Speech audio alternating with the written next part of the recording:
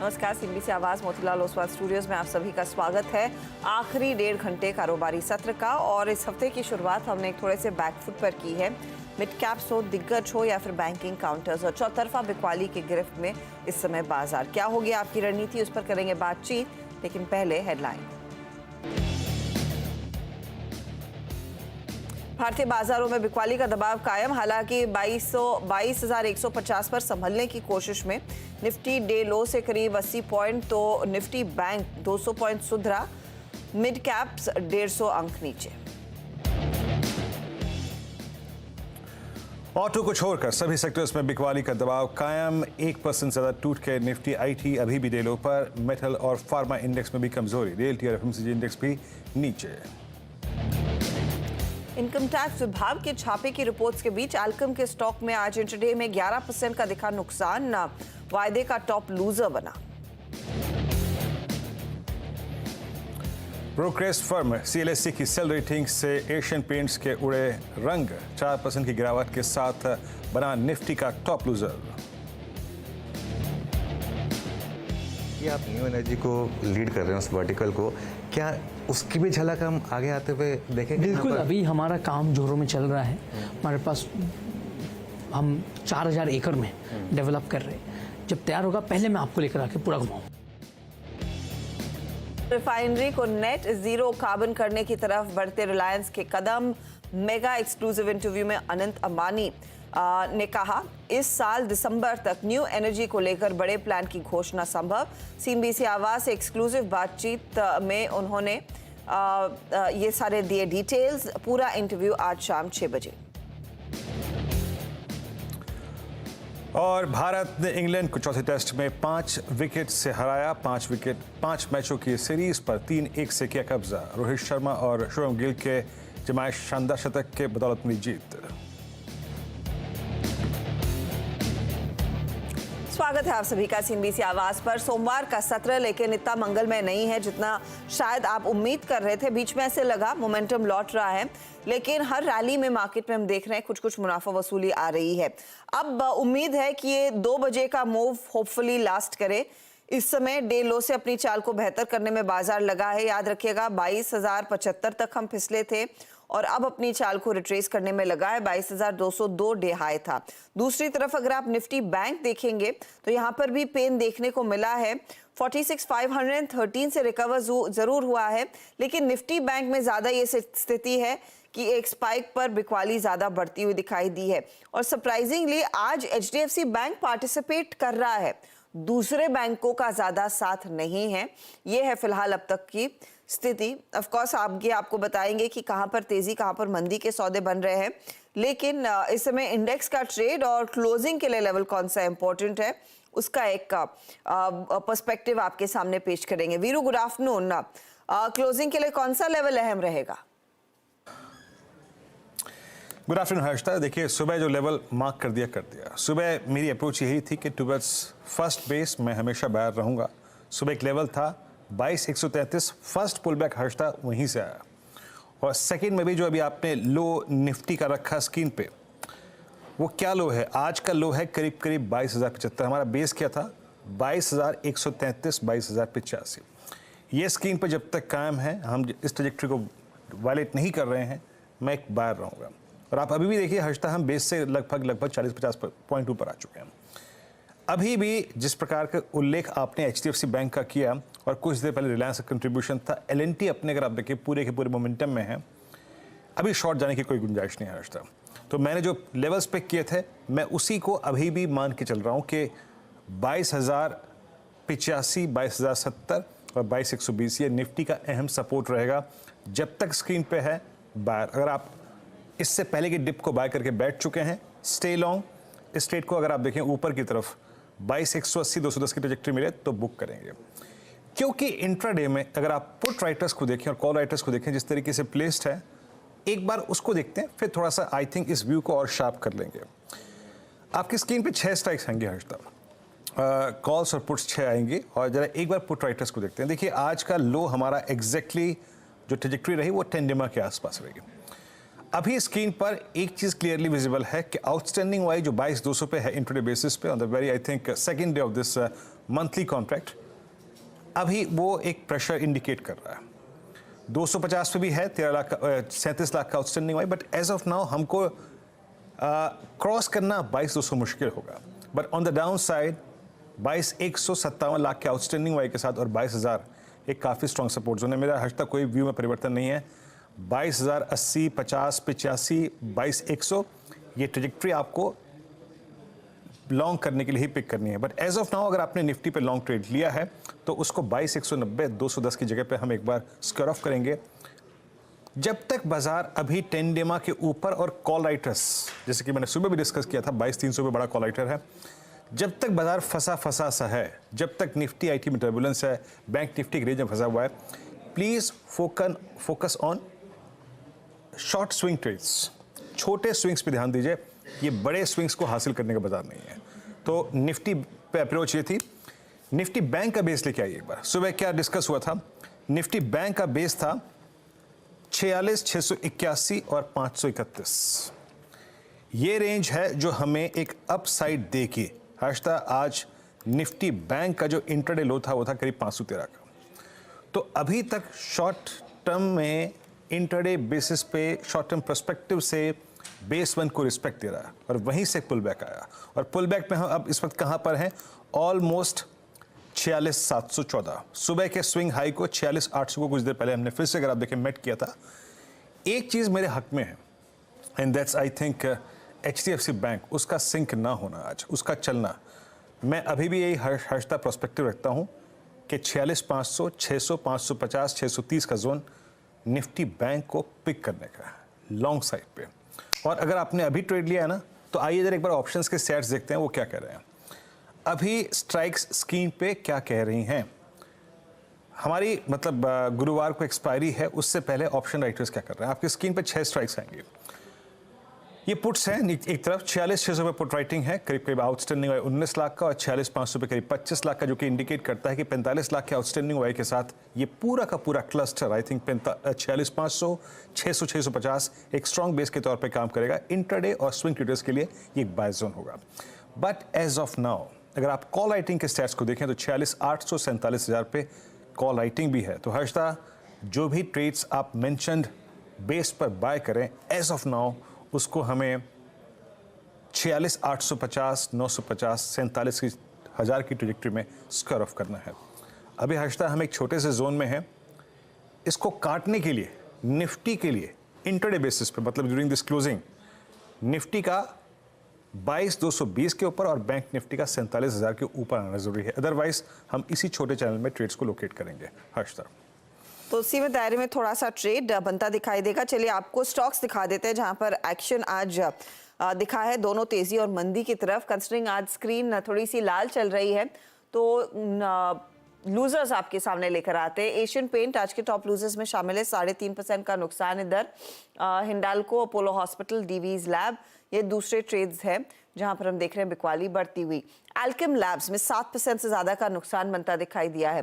Birla soft, बंधन bank, in fact यहाँ पर हमने देखा सुबह से ही पोजीशंस घटती हुई, और कमिंस में भी आज करीब 3% का कट नजर आ रहा है। लेकर आइएगा तेजी वाले ट्रेड्स। तो LNT में खरीदारी, पावर ग्रिड में जोश देखने को मिला। अदानी एंटरप्राइजेस 2% ऊपर है। आज इनकी एक एम्यूनिशन फैक्ट्री उत्तर प्रदेश में इनॉग्रेट होने वाली है, उसका भी शायद इम्पैक्ट रह सकता है। वैसे पोर्ट में भी हम देख रहे हैं करीब 1.5% तक का इजाफा दिख रहा है। वायदे बाजार के ट्रेड के लिहाज से ग्लेनमार्क फार्मा 3.5% ऊपर, टाटाकॉम, इंडस टावर, डेल्टा कॉप ये दूसरे कुछ काउंटर्स हैं जहां पर हमने देखा है तेजी की पोजीशंस बन रही हैं। लेकिन कहां पर ट्रेड लेने का मौका है, किन स्टॉक्स को ज्यादा फोकस में रखना चाहिए, तेजी या फिर मंदी की तरफ, उस पर हमारे जानकार तैयार हो रहे हैं, वो आपको राय देंगे। आज अमरीश पलीगा से एक फंडामेंटल व्यू लेंगे। शर्मिला जोशी भी इस कार्यक्रम का हिस्सा बनेंगी। टेक्निकल कॉल्स के लिए प्रकाश काबा, मानस जायसवाल, राजेश सातपुते, शिल्पा राउत, राजेश पालविया और अमित सेठ से होगी बातचीत। 2:15 पर एल्केम एशियन पेंट में गिरावट के क्या कारण गिराए जा रहे हैं वो आपके सामने पेश करेंगे। आज 2:25 पर चाइना से जो अपडेट्स आ रहे हैं कि आयरन ओर प्राइसेस दरअसल लगातार करेक्ट हो रही है, क्या सिग्निफिकेंस है और ये स्टील कंपनियों के लिए कैसा इम्पैक्ट लाएगा, मनीषा गुप्ता को जोड़ेंगे माई कमोडिटीज एडिटर। 2:30 पर जो अनंत मुकेश अंबानी से एक्सक्लूसिव बातचीत हमारी हुई है उसका एक अंश आपके सामने करेंगे पेश। 250 पर ऑफ कोर्स हमारे साथ जुड़ने वाले हैं राहुल अरोरा और उनसे एक पर्सपेक्टिव लेंगे कि इस समय मार्केट्स को कैसे अप्रोच किया जाए। 3:10 पर BTST, STBT और ऑफ कोर्स क्लोजिंग की तरफ उसके बाद बढ़ेंगे। ओके, तो ट्रेड्स पिक करते हैं। हर्षदा से आपने पूरा क्रम को समझा, इस कार्यक्रम में आज होगा क्या, और आइए एक जरा बात टेक्निकल पैनल स्क्रीन पे लिखाइएगा। अमित से भी ट्रेड पिक करेंगे, शिल्पा जी से भी और राजेश से भी। पहले प्रकाश सर से बात करते हैं। प्रकाश सर, आपका ट्रेड क्या रहेगा? गुड आफ्टरनून भैया, और ट्रेड रहेगा मेरा टाटा कंज्यूमर। बहुत अच्छी तेजी है, एक ब्रेकआउट मिला है टाटा कंज्यूमर ने, 1176 के आसपास ट्रेड कर रहा है और ब्रेकआउट मिला करीब 5-6 दिन ट्रेडिंग के बाद। स्टॉप होगा 1170 का, सिर्फ 6 रुपया। टारगेट 1200, कल तक भी जा सकते हैं। आज कल में पॉसिबल है, टाटा कंज्यूमर लेना चाहिए। टाटा कंज्यूमर एक ट्रेड है। मानस, गुड आफ्टरनून, आपका ट्रेड? गुड आफ्टरनून हर्षिता जी। तो देखिए, टाटा कम्युनिकेशन में खरीदारी करने की राय रहेगी। कंसोलिडेशन के बाद आज हमें ब्रेकआउट देखने को मिला है और टाटा कम्युनिकेशन में वॉल्यूम्स काफी बेहतर देखने को मिले हैं ब्रेकआउट पे। तो करंट लेवल्स पे स्टॉक में खरीदारी करने की राय रहेगी। 1849 का आपको स्टॉप लॉस लगाना है और 1950 1950 के टारगेट सेट करने हैं। ये कैश लेवल्स हैं। चाहे तो 1900 वाला मार्च मंथ का कॉल ऑप्शन ले सकते हैं। 83-84 रुपीज के आसपास ट्रेड हो रहा है, वहां पर आप खरीदारी करिए। 64 रुपीज का स्टॉप लॉस लगाइए इस ऑप्शन में और 125 125 रुपए के टारगेट सेट करिए। ओके, तो टाटा कम्युनिकेशंस, पहले टाटा कंज्यूमर आया, अब टाटा कम्युनिकेशंस आ रहा है। शिल्पा, आफ्टरनून, आपके नजर में कौन सा स्टॉक लिया जाए? जी, सीमेंट से मुझे दालमिया भारत अभी अच्छा लग रहा है। दालमिया भारत फ्यूचर्स अराउंड 2114 पे ट्रेड कर रहा है, तो आप इसमें पार्टिसिपेट कीजिए। स्टॉप लॉस आप 2095 का लगाइए। जो पहला टारगेट रहेगा वो 2150 का रहेगा। इसके ऊपर 2175 से लेकर 2200 के भी लेवल्स पॉसिबल है। ओके, शिल्पा जी का ट्रेड हो गया डालमिया भारत, ये 2114 पे स्क्रीन पे गया। और अमित जी, गुड आफ्टरनून, आपका ट्रेड क्या रहेगा? जी, good afternoon Viren ji, good afternoon Harshita ma'am and everybody on the panel. Viren ji, मेरा अभी का ट्रेड रहेगा टीवीएस मोटर का स्ट्रक्चर देखें तो काफी पॉजिटिव है। स्टॉक ने एक ब्रेकआउट रिटेस्ट आज सुबेरे कंप्लीट किया लगभग 2100 लेवल्स पे, और वहां से एक बहुत शार्प रिबाउंड हुआ अपने 20 डेमा से। अगर चार्ट का स्ट्रक्चर देखें तो फॉलिंग चैनल का भी ब्रेकआउट है, एक आउटसाइड डे भी क्रिएट हो रहा है, वॉल्यूम्स कल के 17 से ज्यादा है। तो 2160 इसका प्राइस है, 2130 का स्टॉप लॉस रखेंगे और 2220 के टारगेट 2220 के टारगेट्स रहेंगे टीवीएस मोटर में। ओके, टीवीएस मोटर 2160 पे आप पिक करेंगे। और अब चलते राजेश पालवी जी के पास। राजेश पालवी जी, गुड आफ्टरनून, आपका ट्रेड क्या रहेगा? माफ कीजिएगा सतपुते जी, आपका ट्रेड क्या रहेगा? Good afternoon Viren, good afternoon Harshada Jain, good afternoon everyone. Viren, देखिए मेरी नज़र है LIC हाउसिंग फाइनेंस पे। जिस तरह से आज एक रेंज ब्रेकआउट हुआ है, उसके बाद मुझे लगता है इसका जो टारगेट सेट है वो करीबन 675 प्लस का होगा। सो 657 के आसपास चल रहा है, तो जो ब्रेकआउट हमने ऑब्जर्व किया वो है करीबन 654 का। तो it's a buy in LIC housing finance. Future में स्टॉप लॉस होगा 648 का, और जैसे मैंने कहा टारगेट जो है 675 प्लस का होगा। ओके, LIC हाउसिंग फाइनेंस पे आज सुबह में भी हम बातचीत कर रहे थे, तो वहाँ पर भी एक अच्छी खासी अपॉर्चुनिटी अभी भी है, वो ट्रेड आप सजेस्ट कर रहे हैं। अमरीश, गुड आफ्टरनून, थोड़ी सी मुनाफा वसूली बाजार को ग्रिप कर रही है, लेकिन ट्रेड क्या लेंगे? Good afternoon Harshita. आज का मेरा जो ट्रेड है, फंडामेंटल व्यू है मीडियम टर्म के हिसाब से नियोजन केमिकल्स। ये एक लीडिंग मैन्युफैक्चरर है ब्रोमाइन और लिथियम बेस्ड स्पेशलिटी केमिकल्स का। करीब 32 इयर्स का ट्रैक रिकॉर्ड है, स्ट्रॉन्ग पोर्टफोलियो है in organic and inorganic products, और कस्टमर्स है अक्रॉस मल्टीपल इंडस्ट्रीज जैसे फार्मा, इंजीनियरिंग, बैटरी केमिकल्स और एग्रीकेयर में। और की एक्सपोर्ट ज्योग्राफीज इनके है US, यूरोप और जापान। Q3 के जो अर्निंग्स थे थोड़े बहुत सॉफ्ट थे, इसीलिए ये स्टॉक करेक्ट किया था, पर Q1 FY25 का एक ट्रिगर होगा electrolyte supply to which will also generate revenues because this is being supplied to lithium ion battery manufacturers. तो overall H2 FY25 से हम लोग improvement देखने शुरू करेंगे. So that's the reason it's a medium term call. और यहाँ पे जो EPS for FY26 जो expected है करीब 46 का है, मेरा टारगेट यहाँ पे है 1750 का।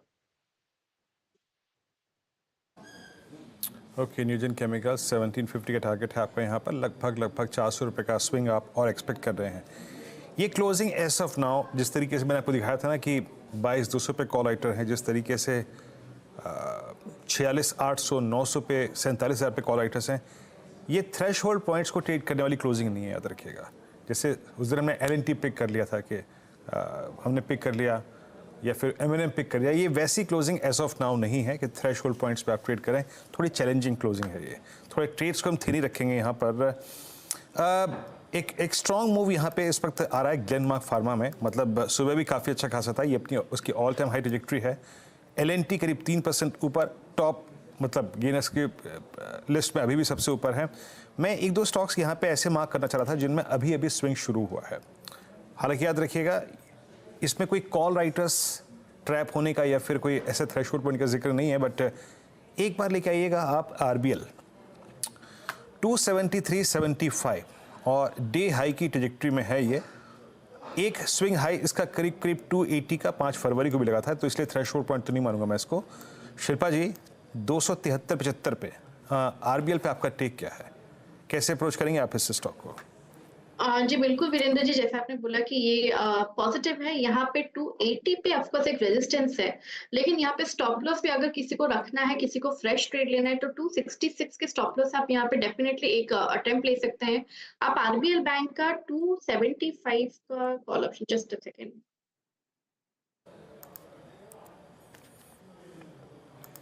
275 की कॉल ऑप्शन मार्च के रखिए डॉक्टर साहब, स्क्रीन पे एक बार प्लीज।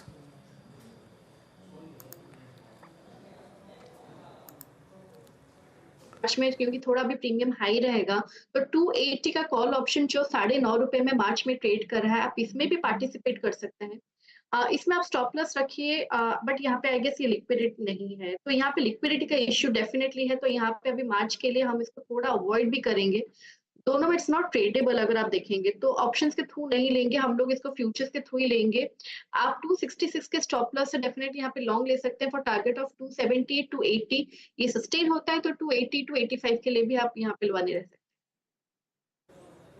जी हाँ, वो स्क्रीन पे देखते मालूम चल गया था, इसमें वॉल्यूम्स नहीं है, ना के बराबर है, तो it's better to I think capitalise in futures rather than options. यहाँ पे फ्यूचर्स लेंगे आप 275.55 पे ट्रेड करता हुआ, ये है मार्च फ्यूचर्स। अच्छा, अब लेके आइए आप वो ट्रेड्स जो कि ऑल टाइम हाई पे हैं। प्रकाश सर, ये HDFC AMC डे हाई पर है, बट मेरे को लग रहा है कि शायद अब ये इस प्राइस को भी 3884 को भी जंप करने की तैयारी कर रहा है। आज की कैंडल में कन्विक्शन है सर, और required rest I think 19 Feb से लेकर 22 फरवरी के बीच में मिल गया है। ये स्ट्रॉन्ग हैंड्स के पास है आज, इसमें कोई राय नहीं है। मतलब इस पूरी जर्नी में इसने अभी तक 21 जून से लेकर अब तक एक भी क्लोज 20 डे मार्क के नीचे नहीं दिया सर। आपका व्यू इस वक्त इस प्राइस पे 3870 पे? देखिए बेसिकली ट्रेंड इंटैक्ट, अब 8 दिन का कंसोलिडेशन हुआ, उसके बाद आज ब्रेकआउट मिला, और इस ब्रेकआउट ऐसे थोड़ी वेस्ट होगा। ट्रेड करा है 3884, इसमें आपको कायम होना चाहिए, इसमें फॉलो अप एक्शन मिलना चाहिए HDFC AMC में। स्टॉप होगा 3850। तो नेक्स्ट टेक्निकल टारगेट मेरे ख्याल से वो 3900 पार कर लेगा, और लेकिन जा रहा है 4000 की तरफ, उससे थोड़ा वक्त लगेगा, लेकिन 4000 का अगर ध्यान रहे तो ये ट्रेड ले सकते हैं। 3850 का स्टॉप लगाइए, कैश मार्केट में लेना चाहिए, फ्यूचर्स में ले सकते हैं, ऑप्शन में थोड़ी दिक्कत आ सकती है, लेकिन यस अप मूव ऑन है HDFC AMC। Move on HDFC AMC में ये फिलहाल गावा साहब की राय। अच्छा, लगे हाथ एक बार HDFC बैंक स्क्रीन पर रखते हैं, क्योंकि भले ही निफ्टी बैंक कमजोर हो, ये HDFC बैंक का सहारा है कि हम इतने ज्यादा कमजोर नहीं है जितने शायद सुबह में थे। डे हाई की तरफ बढ़ता हुआ ये काउंटर आपको दिखाई देगा। इस पर अमित एक बार पर्सपेक्टिव दीजिए टेक्निकली, कंसिडरिंग ये थोड़ा सा आउटलायर है आज। हमने देखा कि HDFC बैंक ने 2 से 3 दिन पहले 20 डेमा पे रेजिस्टेंस लेके एक हल्का सा पुल बैक दिया, but stock is trying to create a higher low मेरे हिसाब से। जब तक 1410 के लेवल, 1410 1412 मैंने लेस देन 1.5% के लेवल्स इंटैक्ट हैं, एक लॉन्ग पोजीशन बनाई जा सकती है। मुझे लगता है स्टॉक फिर से अपने 20 डेमा को अटेम्प्ट करेगा क्रॉस करने का, और जो रिसेंट इसका स्विंग आया था लगभग 1450 1460 के आसपास, मुझे लगता है वापस स्टॉक उस टेरिटरी की तरफ अटेम्प्ट कर रहा है, तो एक लॉन्ग पोजीशन बनाई जा सकती है। 1415 का स्टॉप लॉस रखेंगे, और 1460 से लेके 1475 के टारगेट्स रहेंगे। 1475 के लिए एक अपॉर्चुनिटी इस समय बन रही है। अच्छा, कुछ ही देर में आपके आज दो सबसे बड़े ट्रेड्स हैं, एक एल्केम, दूसरा एशियन पेंट, उस पर सुमित आए हैं, एक अपडेट आपको देंगे, क्योंकि दोनों में काफ़ी एबरेशंस देखने को मिले हैं, और ऑफ कोर्स डे लो से अब एल्केम कुछ रिकवर करने की कोशिश में। लेकिन एक स्टॉक या फिर एक पॉकेट अमरीश जिस पर मैं आपकी राय लेना चाहती हूँ, वो है ये capital good measures. L&T out performer है। पिछले हफ्ते हमने ABB का परफॉर्मेंस देखा, उससे पहले कमिंस, सीमेंस सबने कहा था कि भारत में जो बिजनेस है उसमें अच्छा खासा ग्रोथ देखने को मिला है, उसी बल पर ये स्टॉक्स भागे थे। इस समय आप नई खरीदारी करेंगे क्या इन कैपिटल गुड काउंटर्स में? न्यूज़ तो काफी अच्छा है, ऑर्डर फ्लोज काफी extremely good I would say, क्योंकि at least most of the companies next 3-4 years का यदि ऑर्डर बुक देखें तो इट्स मोर लेस फुल। पर इस लेवल पे मैं फ्रेश खरीदारी नहीं करूंगा, क्योंकि ऑलरेडी एक्सपेंसिव हो चुके हैं। और यदि कुछ करेक्शन आता है then I think we can see a decent correction as far as these stocks are concerned. ABB देख लीजिए, I mean after the results the way it has moved at these levels तो मैं खरीदारी नहीं करूंगा। I think I'll wait for a correction of about 10 to 12% from these levels. For example, L&T यहाँ पे मेरा जो परचेज प्राइस होगा करीब 31-3200 के आसपास होगा। Current price I think is slightly high. ABB similarly I will wait for that at least about 10 to 12% correction, उसके बाद ही लूंगा। But if you are talking of the next 4-5 years, I think that the growth is going to be extremely good. So from a longer term perspective, you should buy on a correction. Dips पर खरीदे जाएं counters, ये आपके लिए राय साफ है, चाहे वो ABB, कमिंस हो या फिर L&T। चलिए अब बात करते हैं उन दो काउंटर्स की जिनमें सबसे ज्यादा एक्शन है, लेकिन अल्केम लैब्स पहले, कंसिडरिंग वहां पर अपडेट भी आ रहा है कि IT विभाग के सवालों के जवाब दिए हैं। लेकिन एग्जैक्टली सुबह में खबर क्या थी और कंपनी क्या कह रही है, सुमित हमारे साथ है। सुमित बताइए। तो अल्केम लैब, पहले तो मैं शुरुआत लेटेस्ट टू लास्ट चलता हूं। अब दरअसल एक कंपनी ने क्लैरिफिकेशन दिया है कि कंपनी के ऊपर जो सुबह इनकम टैक्स रेट की खबरें थी, उन खबरों का वो खंडन करते हैं। पहली चीज़, वो खबरें थी, कोई कंफर्मेशन नहीं था, और अब कंपनी ने क्लैरिफिकेशन दे दिया है कि ऐसा कुछ नहीं हुआ है। तो ये क्लैरिफिकेशन कंपनी की तरफ से आ चुका है। ये दरअसल 2023 में एक बार सर्वे किया गया था, वो सर्वे पुराना है, और उसके बाद जो भी कंपनी की तरफ से या इनकम टैक्स की तरफ से चीज़ें मांगी गई, वो सब कंपनी ने क्लैरिफिकेशन में ऑलरेडी दे दी हैं और ऑलरेडी वो प्रोड्यूस कर चुके हैं। तो ऐसा कोई बड़ा इनकम टैक्स का रेट नहीं है। अब ये लेटेस्ट है। अभी जो खबर आई थी वो भी आपको बताता हूँ। खबर ये थी कि आज सुबह ऐसी बाजार में बज़ थी कि अल्केम लैब के ऊपर इनकम टैक्स की तरफ से कुछ रेट्स आते हुए दिखाई पड़ी थी। 10% की गिरावट शुरुआत में स्टॉक में देखने को मिली। उसके बाद आयकर विभाग की छापे की खबरें थी, कहीं आया नहीं था छापे की बातचीत। इसके अलावा टैक्स हेराफेरी की बातचीत थी, 1000 करोड़ रुपए के आसपास की साइफनिंग की बातचीत भी थी। उन्होंने ये भी मेंशन किया था कि 2023 में जो सर्वे हुआ था उसके बाद ये सिचुएशन आई थी, और ये डिप बड़ा अल्केम लैब में दिखा, और उसके बाद ये क्लैरिफिकेशन के बाद स्टॉक में करीब 5% के आसपास का रीबाउंड भी आता हुआ दिखाई पड़ रहा है। ये पहली चीज़ है। दूसरा, आज जो इंपॉर्टेंट स्टॉक है वो है एशियन पेंट्स। एशियन पेंट्स में दरअसल ग्रासिम का एक जिस तरह का एक फ्राइडे को बड़ा डेवलपमेंट आया, वो डेवलपमेंट के बाद एशियन पेंट्स और तमाम पेंट स्टॉक्स में बिकवाली है। एशियन पेंट करीब 4% नीचे अभी कामकाज करता हुआ आपको दिखाई पड़ेगा। ट्रिगर मल्टीपल ब्रोकरेज हाउसेस के व्यूज़, CLSA ने एक सेल रेटिंग दी है और करीब 2425 रुपए के टारगेट दिए हैं। गोल्डमैन सैक्स ने न्यूट्रल रेटिंग दी है और 2856 रुपए के टारगेट्स यहां पर आते हुए दिखाई पड़े हैं। उनका मानना है कि थोड़ा इंटेंस प्रेशर रहेगा, और वो इंटेंस प्रेशर शायद कंपनी के लिए एक वाइप आउट करते हुए दिखाई पड़े मार्केट शेयर को। लक्ष्य 3215 से घटाकर करीब 2425 किया गया है। ये एक टारगेट है CLSA की तरफ से, और दूसरी तरफ भी जो टारगेट्स हैं उनको डाउनग्रेड किया गया है। मेजरली सबका मानना है कि सेक्टर में कंपटीशन बढ़ेगा, क्योंकि ये लार्जेस्ट प्लेयर है, 42% के आसपास का मार्केट शेयर कमांड करते हैं, तो इनके ऊपर एक मेजर इंपैक्ट आता हुआ दिखाई पड़ेगा। और उसी चीज़ को उनको लग रहा है कि शायद going forward earning FY25 FY26 पे शायद एक बड़ा डेंट आता हुआ दिखाई पड़े, क्योंकि एटलीस्ट अगर कंपटीशन इंटेंस नहीं हुआ तो उनके मार्केटिंग एक्सपेंसेस काफ़ी बढ़ जाएंगे, जो इनके मार्जिन को इरोड कर देगा। तो ये कुछ चीज़ें हैं जिसकी वजह से डाउनग्रेड होता हुआ दिखाई पड़ा है एशियन पेंट्स, इसीलिए आज स्टॉक के अंदर 4% के आसपास का फॉल देखने को मिल रहा है। शुक्रिया सुमित इस अपडेट के लिए। इनफैक्ट एशियन पेंट की दिक्कत यही है, मार्केट शेयर भले ही उनके फेवर में रहे, लेकिन एक और प्लेयर का आना वो प्राइमरीली प्राइसिंग प्रेशर बढ़ाता हुआ दिखाई देगा, जिसका सीधा असर मार्जिन्स पर आएगा। अमरीश, आपका नजरिया क्या है एशियन पेंट पर, और स्पेशली ग्रासिम के बिरला ओपस की एंट्री पर? देखिए, इस टाइम पे एशियन पेंट्स में मैं उतना नेगेटिव नहीं हूँ जितने बाकी जो रिसर्च हाउसेस नेगेटिव है, और काफी सेल रिपोर्ट भी दिया है, क्योंकि Asian paints I mean by far the largest, क्योंकि उनका जो करंट रेवेन्यू है करीब 34,000 करोड़ का है, और यहाँ पे Grasim is talking of 10,000 revenue over the next 3 years। Surely थोड़ा बहुत तो मार्जिन प्रेशर रहेगा, पर मुझे लगता है कि ज्यादा इफेक्ट होगा those players who are smaller around like 8,000 10,000 crore का टर्नओवर हो या इवन स्मॉलर देन दैट, जैसे इंडिगो हो. I think they will be affected, I mean along with Berger और एक्सो नोबल. इवन मुझे लगता है कि कांजा नेरोलैक को भी ज्यादा इफेक्ट नहीं होगा, क्योंकि Birlas and JSW are getting into interior paint और उन लोग इंडस्ट्रियल पेंट्स में नहीं जा रहे हैं, whereas Kansai Nerolac is into industrial paints majorly, तो उनको भी ज्यादा इफेक्ट नहीं होगा. But if you are talking of Asian Paints, थोड़ा बहुत इफेक्ट तो श्योरली रहेगा, पर हम लोग को देखना पड़ेगा कि this stock has already corrected quite well, क्योंकि 3400 के लेवल्स पे था, वहां से करेक्ट किया. तो मुझे लगता नहीं है कि यहाँ से बहुत ज्यादा करेक्शन देखने को मिले. इनफैक्ट मुझे लगता है कि if it comes to around I mean 2700 levels, I think it's a very good buy long term perspective से. लॉन्गर टर्म पर्सपेक्टिव से एशियन पेंट एक अच्छा बाय है. मानस, चार्ट्स पर कंसिडरिंग ये बिकवाली का सिलसिला पिछले हफ्ते से शुरू हुआ है, क्या सिग्नल मिल रहा है? और ऐसा भी नहीं है कि पहले बड़ा परफॉर्म कर रहा था, ये पड़ा हुआ था साइड लाइन्स पर एशियन पेंट. तो देखिए ये एक फ्रेश ब्रेकडाउन है, और अगर हम पहले से ही ट्रेंड देखें तो ट्रेंड नेगेटिव था, लोअर टॉप लोअर बॉटम्स काफी समय से बन रहे थे. अब क्योंकि फ्रेश ब्रेकडाउन देखने को मिला है, तो आप यहाँ पर गिरावट बढ़ते हुए देख सकते हैं. शायद 2790 तक के भाव आपको एशियन पेंट देखने को मिल जाएंगे. तो कभी कोई उछाल मिले तो निकलने की कोशिश करिए, और फ्रेश खरीदारी केवल 3000 के ऊपर करेंगे. Jam Asian paints fresh breakdown और बहुत ही गंभीर ब्रेकडाउन. बहरहाल कोई बात नहीं, इस क्लोजिंग में आपको अच्छे अच्छे ट्रेड्स भी मिलेंगे. अभी कितने मिनट पहले, हमें मुश्किल से 12 मिनट पहले मैंने एक बात की थी, HDFC AMC प्रकाश सर से आउटलुक लिया, और अब देखिए जरा HDFC AMC 3905, मतलब 30 रुपये का स्विंग तो अभी स्क्रीन पे आया है बात करते करते. डे हाई पर 3907. डेटा कह रहा था, आई मीन जो प्राइस पैटर्न था ना, कि ये स्विंग निकलने वाला है.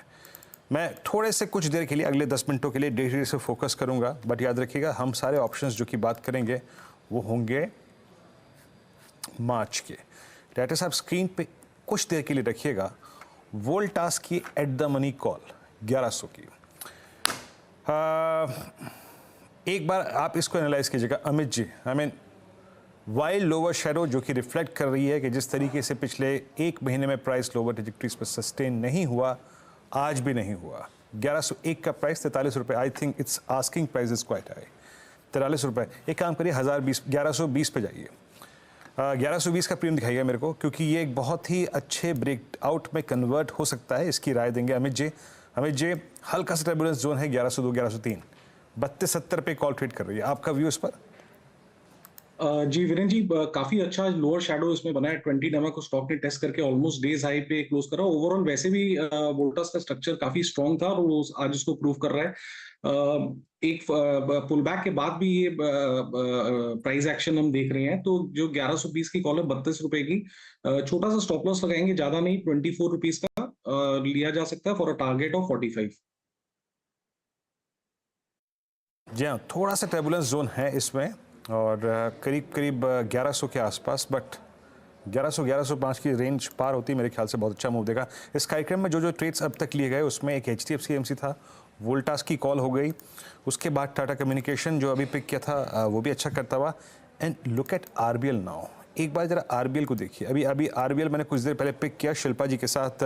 RBL अब आपकी स्क्रीन पे डे हाई 273.35 पे, अभी कुछ देर पहले तो पिक किया था हमने. ये देखिए एक फ्रेश स्विंग के साथ डे हाई की ट्रैजेक्टरी में. हर्षदा ने मार्क किया था HDFC bank, that's doing well. LIC housing finance, ये भी अच्छा करता हुआ. और एक बार के लिए अब आप लेके आइएगा, मैं कॉन्ट्रा जा रहा हूँ यहाँ पे, और जब पुल बैक बाजार में आ रहा है, एक बार आप TCS को देखिए 3998. मानस, आपकी राय क्या होगी TCS पर? अब पुल बैक देखिए हायर लेवल से सिर्फ इंट्राडे में, कोई पुल बैक खेलना चाहेंगे आप? नहीं वीरेंद्र जी, मैं नहीं खेलना चाहूंगा, क्योंकि यहाँ पर ट्रेंड नेगेटिव लग रहा है.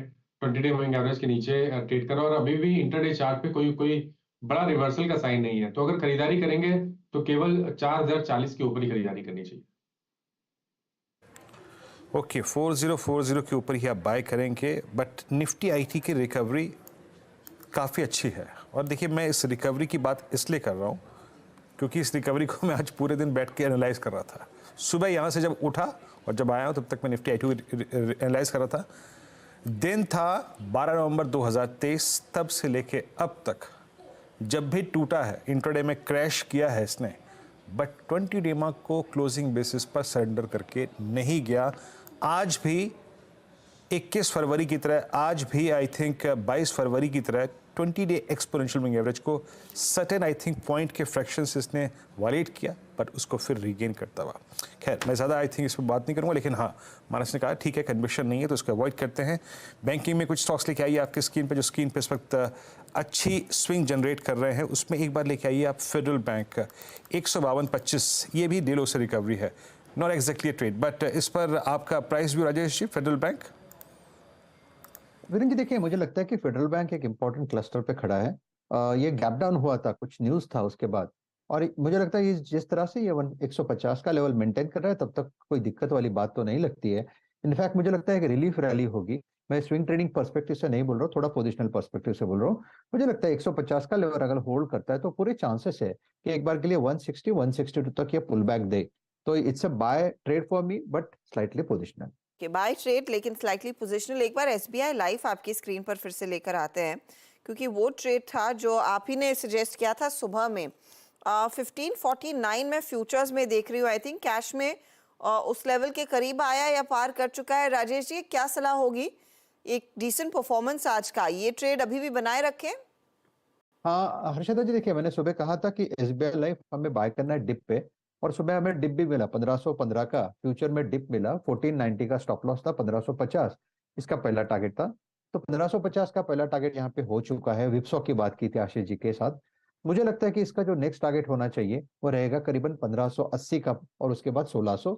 सो it is still a buy. Swing trading perspective से जिन्होंने इंट्राडे किया उनके लिए तो देखिए प्रॉफिट बुक करके साइड पे हो जाइए, लेकिन कोई अगर रखना चाहता है तो it's still a hold for me. Stop loss जो नया होगा वो रहेगा 1530 का, और 1580 और 1600 ये दो टारगेट होंगे एसबीआई लाइफ के लिए। फिलहाल होल्ड कीजिए अगर आप मोमेंटम ट्रेडर हैं और आगे और अपॉर्चुनिटी ढूंढ रहे हैं। अच्छा, by the way, mid cap index आपकी स्क्रीन पर लेकर आते हैं, कोशिश कर रहा है पॉजिटिव टेरिटरी में आने की। तो 100-150 पॉइंट से ज़्यादा का जो नुकसान आज इंट्राडे में देखने को मिला था, उसकी भरपाई आपको स्क्रीन पर होती दिखाई दे रही है। अभी इसने थोड़ा सा पॉजिटिव टेरिटरी में ट्रेड दिखाया, देखते हैं क्लोजिंग तक कहां पर रहता है। लेकिन एक चीज जिस पर हमारी नजरें दरअसल पिछले हफ्ते से है, आयरन ओर की कीमतें। पिछले हफ्ते भी करेक्शन देखने को मिला था, आज फिर करेक्शन की खबर आई है और ये चाइना से जुड़ी हुई है। साथ ही स्टील रीबार के दामों में भी अगर आप गौर करें तो 4 महीने के लोज पर कारोबार बनता दिखाई दिया है। एग्जैक्टली क्या ट्रिगर्स हैं ये समझ लेते हैं। पहले हमारे साथ हमारे कमोडिटीज एडिटर मनीषा गुप्ता जुड़ गई है। मनीषा, ये करेक्शन की वजह क्या है? क्योंकि आज सुबह में एक अपडेट आया और पिछले हफ्ते भी हमने आयरन ओर की करेक्शन की खबर सुनी थी। जी हाँ हर्षदा, अगर पिछले हफ्ते की बात की जाए तो आयरन ओर के प्राइसेस में 9% की गिरावट देखने को मिली थी। काफी हद तक ये गिरावट थर्सडे और फ्राइडे के बीच में ही थी, और एज ऑफ नाउ अगर आप प्राइसेस को देखें तो 4 महीने के लोज पर यहाँ पर आयरन ओर और रीबार स्टील दोनों की ही प्राइस में हमने काम होता हुआ देखा है। अगर आयरन ओर की बात करें तो ये लोएस्ट भाव है अक्टूबर के महीने के बाद से, तो अच्छी खासी मुनाफा वसूली गिरावट यहाँ पर देखने को मिली है। चाइनीज पोर्ट्स पे इनफ माल है, ऑस्ट्रेलिया की तरफ से आयरन ओर की production on the higher side है, और दूसरी बात है चीन की तरफ से जहां पर मांग कमजोर है। इवन एज हमने स्टिमुलस मेजर्स आते हुए देखे हैं, लेकिन उसके बावजूद भी अगर हम चाइना का प्रॉपर्टी सेक्टर देखें तो वहां कोई बहुत ज्यादा सपोर्ट नहीं है। जो लेटेस्ट डेटा आया है उसके लिहाज से चाइना न्यू होम सेल्स में 34% की गिरावट जनवरी के महीने में देखने को मिली ईयर ऑन ईयर बेसिस पे। और अगर चाइना के होम प्राइसेस की बात की जाए तो यहाँ पर भी पिछले 10 महीने से लगातार गिरावट ही देखने को मिली है। जहाँ तक स्टील की प्रोडक्शन की बात है वहाँ पर इजाफा देखने को मिला है जनवरी और फरवरी दोनों ही महीनों में, तो उसका भी एक प्रेशर यहाँ पर है क्योंकि प्रोडक्शन ज़्यादा बनती हुई नजर आई है, मांग उतनी ज़्यादा नहीं है, इन्वेंट्रीज अच्छी खासी हैं, और डॉलर इंडेक्स जिस तरह से बिहेव कर रहा है बाजार को ये भी लगता है कि यूएस फेड की तरफ से दरें जून से पहले अब शायद यहाँ पर घटाई नहीं जाएंगी। तो चाहे आप मैक्रो देखें या माइक्रो, दोनों ही तरफ से यहाँ पर दबाव। और ये इंडियन प्लेयर्स के लिए कितना समय लगेगा ये आयरन ओर की कीमतों का फायदा ट्रांसलेट होने में, क्योंकि वो तो एक पॉजिटिव एक टाटा स्टील या फिर जेएसडब्ल्यू के लिए? जी हाँ, यूजुअली एक सेंटिमेंट इम्पैक्ट तो हम ऑलरेडी स्टॉक्स में इमीडिएटली यहाँ पर आता हुआ देखते हैं, लेकिन अगर आप ओवरऑल इसकी ओवरऑल ऑन ग्राउंड इम्पैक्ट की अगर बात करते हैं तो एक फोर्टनाइट का समय लग जाता है। ओके, तो एक फोर्टनाइट में शायद वो वाकई में ज्यादा फायदा उठाएंगे। शुक्रिया मनीषा उस अपडेट के लिए, क्योंकि ये जब जब खबर आई है नॉर्मली एक स्पाइक आता है लेकिन वो नजर नहीं आया टाटा स्टील में, जेएसडब्ल्यू में, जेएसपीएल में। एक तरफ ये अपडेट्स आते हुए दूसरी तरफ इन स्टॉक्स में थोड़ी सी प्री पोजिशनिंग थी। तो इन पर्टिकुलर मूव्स को अब टेक्निकली कैसे पढ़ना चाहिए, क्योंकि खबर पॉजिटिव लेकिन स्टॉक्स क्या पहले भाग चुके हैं इसीलिए अब रिएक्शन नहीं आ रहा है? चार्ट्स पर क्या अंदाजा बन रहा है शिल्पा जी? जी, यहाँ पे अगर आप देखेंगे जेएसडब्ल्यू स्टील या फिर ऐसे स्टील के सेक्टर में बात करूँ, चाहे वो टाटा स्टील हो, जेएसडब्ल्यू स्टील हो, तो सब एक इम्पोर्टेंट रेजिस्टेंस लेवल्स पे प्लेस्ड है। जैसे टाटा स्टील 145 पे रेजिस्टेंस फेस कर रहा है, यहाँ पे जेएसडब्ल्यू स्टील 820 पे रेजिस्टेंस फेस कर रहा है। तो ये जब तक क्रूशियल रेजिस्टेंस मुझे लगता है डिसाइसिवली ब्रीच नहीं होंगे, तब तक ये काउंटर्स थोड़े ऑन दी सबड्यूड साइड रहेंगे, जहाँ पे Tata Steel can fall towards 138 zones और वहाँ पे जेएसडब्ल्यू स्टील 780 770 के भी लेवल्स एक बार टेस्ट कर सकता है। ओके, अमरीश, आप इस डेवलपमेंट को कैसे पढ़ेंगे, कंसिडरिंग एक तो आयरन ओर प्राइसेस में करेक्शन, लेकिन जैसे मनीषा ये भी कह रही थी कि स्टील रीबार के प्राइसेस में भी करेक्शन है, तो एक हाथ से लेना दूसरे हाथ से एक हाथ से देना दूसरे हाथ से लेने की बात हो गई। लेकिन मेटल्स में क्या ट्रेड अपॉर्चुनिटी दे रहा है या नहीं आपको? देखिए, डोमेस्टिक स्टील के प्राइसेस शायद उतने कम नहीं होंगे, पर इसका जो बेनिफिट है, आयरन ओर का रेट कम होना जो बेनिफिट है, शायद इंटीग्रेटेड स्टील प्रोड्यूसर्स को उतना नहीं मिले, क्योंकि आयरन ओर के माइंस भी उनके हैं, स्टील भी उनका है। तो आई don't think it will make too much of difference for the integrated steel producers. पर ये खबर सेंटिमेंटली पॉजिटिव है, इसलिए शायद हम लोग ये स्टॉक्स जैसे टाटा स्टील हो या सेल हो, I think we can see some more upside, पर शायद बहुत ज्यादा अपसाइड नहीं मिले यहाँ से। ज़्यादा अपसाइड की गुंजाइश नहीं, देखते हैं स्टॉक्स आगे कैसे परफॉर्म करते हैं। अच्छा, इस बीच एक फ्लैश आ रहा है आपकी स्क्रीन पर कि प्रधानमंत्री मोदी ने 3 मार्च को अहम बैठक बुलाई है। अगले 5 साल के रोड मैप की तैयारी करके सारे मंत्रालय आए, ये कहा गया है। वीरू, 2 मार्च की तो हम लोगों ने तैयारी कर ली, लेकिन हमारे मंत्रियों को अब 3 मार्च को भी काम करना पड़ेगा, होमवर्क सहित पहुंचना है। नहीं, हमारे प्रधानमंत्री मेरे ख्याल से 10वां वर्ष चल रहा है। नहीं, मैं हमारे प्रधानमंत्री की बात नहीं कर रही थी, मैं बाकी मिनिस्ट्रीज की बात कर रही थी। नहीं, मैं वही कह रहा हूँ, वो टोस्ट पे रखते हैं, है ना, वो रोड मैप लेते रहते हैं। बताइए क्या काम किया, क्या करने वाले हैं, क्या परियोजनाएं हैं आप लोग की। अच्छी बात है हर्षिता, आई थिंक, बट ये वीक हमारा एक्सटेंडेड है हर्षिता, इसलिए कह रहा हूँ थोड़ा सा धीरे धीरे करके एनर्जी अपनी लूज़ कीजिए। शनिवार तक काम करना है इस बार। 3 मार्च को ये जो बैठक है इसकी बातें करेंगे, 2 मार्च को, 1 मार्च को एक बार फिर से। लेकिन हाँ, ये महत्वपूर्ण खबर कि मंत्रियों को अगले 5 वर्ष का अगर आप देखें तो यहाँ पर क्या रोड मैप है वो पेश करने को कहा गया है। अगले 5 साल की रोड मैप के साथ हाजिर रहे 3 मार्च को। हमारे साथ अब पैनल थोड़ा सा विस्तृत हो चुका है, बड़ा हो चुका है, और इसी में बातचीत करते हैं। और शर्मिला जोशी हमारे साथ जुड़ चुकी हैं, और साथ ही साथ एक्सिस सिक्योरिटी से राजेश पालविया। राजेश जी, इस वक्त का ट्रेड पहले आपका जानना चाहूँगा, फिर आगे बढ़ेंगे। तो वीरेंद्र जी, बीपीसीएल पे नजर है। बीपीसीएल में देखें तो एक जो करेक्टिव मूव था वो 20 डे मूविंग एवरेज के आसपास से स्टॉक ने आज सपोर्ट लेके जिस तरीके से पुल बैक बनाया है, और आज के सेशन में देखें तो डेटा के हिसाब से लॉन्ग बिल्टअप के साइन यहाँ पे बनते हुए दिख रहे हैं। हमें लगता है बीपीसीएल में यहाँ पे मोमेंटम एक्सटेंड होते हुए दिख सकता है। अपसाइड के टारगेट एक्सपेक्ट कर रहे हैं हम स्टॉक में, करीब आ सकते हैं फ्यूचर्स में 645 650 की तरफ। स्टॉप लॉस रखेंगे करीब 620 के आसपास। ओके, बीपीसीएल याद रखिएगा। Nifty oil and gas index आपकी स्क्रीन पे आएगा एक बार।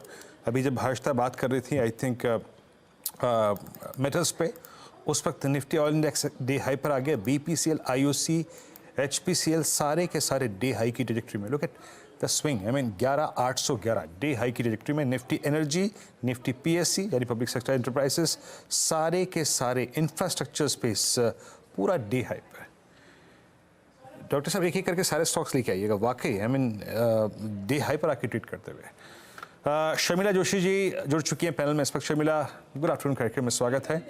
शर्मिला, अभी मार्केट्स पे आपकी अप्रोच थोड़ा सा फंसे से हैं हम इस रेंज में, बट कोई रिसेंट फाइंडिंग आपकी स्टॉक स्पेसिफिक, आज का कन्विक्शन आइडिया आपका? वेल, ऑनेस्टली स्टॉक आइडियाज तो वही है, और उस हिसाब से कोई कन्विक्शन कम नहीं हुआ है। आई थिंक रिसेंटली अगर कुछ अच्छा लगता होगा तो वो पावर स्पेस में है, क्योंकि मुझे लगता है कि जिस तरह से डेटा आ रहा है कि पावर की जिस तरह की डिमांड है, और ओवरऑल आउटलुक, और किस तरह से हम कैपेसिटीज खड़ी कर रहे हैं, we are trying to shift to renewable energy, इन सब चीजों को देखकर perhaps one of the stocks that I have been liking in recent times has been JSW energy. JSW energy, यहाँ पे आपका कन्विक्शन कॉल है JSW एनर्जी। एक बार स्टॉक लेके आएंगे। अभी कार्यक्रम शुरू होने से पहले ही मैं इसको देख भी रहा था। इनफैक्ट इस पर एक बहुत ही शानदार फ्लैग का ब्रेकआउट है। इस पर एक व्यू है आपका राजेश पालवे जी। 528 टेक्निकल ब्रेकआउट है और आई थिंक इस पर जो फ्लैग है ना, इसका सक्सेस रेशो बहुत स्ट्रॉन्ग है। आई मीन जून 2023 से लेकर अब तक हमेशा इस पर सक्सीड हुआ है। ये आपका टेक्निकल पोजीशन क्या बन रहा है इस फ्लैग ब्रेकआउट का, जो कि हमें आज मिला है 510 के ऊपर? राजेश जी। बिल्कुल, तो वीरेन जी व्यू बुलिश ही है और ये स्टॉक हमने हमारे क्लाइंट्स को भी ऑलरेडी रिकमेंड किया हुआ है और जिस तरीके से इसमें पैटर्न ब्रेकआउट हुआ है, हम यहाँ पे एक्सपेक्ट कर रहे हैं ये मोमेंटम यहाँ पे फर्दर एक्सटेंड होते हुए दिखेगा और अपसाइड के टारगेट हम यहाँ पे 550 560 तक एक्सपेक्ट कर रहे हैं पोजिशनल बेसिस पे।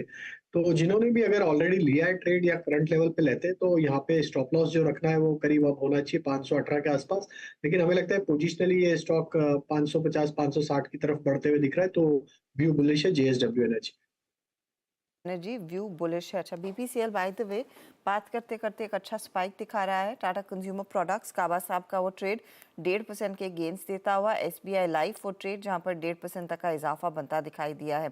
अच्छा, कुछ थोड़ी बहुत निबलिंग शुरू हो रही है अब HUL जैसे काउंटर्स में। हालांकि अभी भी ये सिर्फ 0.07% ही ऊपर है, लेकिन थोड़ी थोड़ी करके हरकत वहां पर आई है। मैं FYI के लिए आपके सामने वो पेश कर रही हूँ। एक तो और ट्रेड्स आपको दिखाते हैं जहां पर हमने देखा है कुछ पोजीशंस तेजी की तरफ लेने की कोशिश है, एक अटेम्प्ट है। अमित, पॉलीकैब पर नजर डालिएगा। ये लास्ट 10-15 मिनट्स में कोशिश तो कर रहा है पॉजिटिव टेरिटरी में आने की। वो चार्ट पे थोड़ा सा मूव आया और उसके बाद अब 47, 83, 84 के आसपास है। क्या आप अटेम्प्ट करेंगे इस मूव में खरीदारी करना? जी मैम, अगर देखें तो ये एक गैप फिल कर रहा है यहाँ पे और 3-4 दिनों से इसको सस्टेन कर रहा है। तो मुझे ऐसा लगता है कि एक बार अगर स्टॉक 4800 के लेवल 48-48.20 कैश में अगर टेकआउट करता है तो यहाँ पे एक फ्रेश तेजी बनेगी। इन दैट केस टारगेट्स रहेंगे, नियर टर्म टारगेट्स रहेंगे 4900 4950, स्टॉप लॉस रखेंगे 4750 का। 750 का स्टॉप लॉस, लेकिन 4900 की तरफ एक अटेम्प्ट तेजी का बन रहा है। ये फिलहाल आपके लिए एक सिचुएशन उभर कर आ रही है। शर्मिला, इंडस टावर में कोई ट्रेड आप लेना चाहेंगी कंसिडरिंग कल वो इम्पोर्टेंट बोर्ड बैठक है वोडाफोन की फंड रेज से पहले? वोडाफोन में आज हमने देखा है वो तेजी जो पिछले फ्राइडे तक थी वो फिजल आउट हो गई, लेकिन इंडस टावर होल्ड कर रहा है। और मेरे हिसाब से फॉर विद गुड रीजन, क्योंकि मेरे हिसाब से अगर इन टर्म्स ऑफ वैल्यूएशंस और रिजल्ट्स अगर कोई इस स्टॉक का प्रदर्शन काफी ठीक ठाक रहा है, so I think I would be positive on this stock. You will be positive. याद रखिएगा कल बोर्ड बैठक है वोडाफोन की और वो फंड रेज के बारे में विचार करेंगे, तो देखते हैं यहाँ पर क्या आउटकम निकल कर आता है।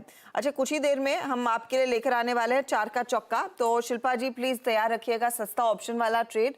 राजेश पालविया, मैं आपके पास आऊंगी FNO सुपरस्टार वाले ट्रेड के लिए। मानस आपसे जानेंगे चार्ट का चमत्कार, और मिड कैप फंडा के लिए शर्मिला जोशी हमशा तैयारी करके पहले से आई हैं।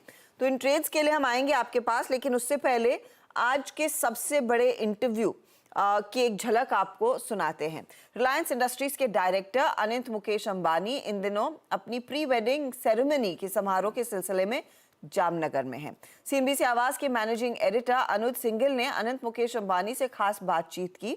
इस दौरान अनंत अंबानी ने कई नए पहलू सामने लाए हैं, खासकर इनका Greens zoological rescue and rehabilitation centre और जानवरों से उनकी गहरे लगाव पर विस्तार से चर्चा हुई। उसी का एक अंश आपके सामने।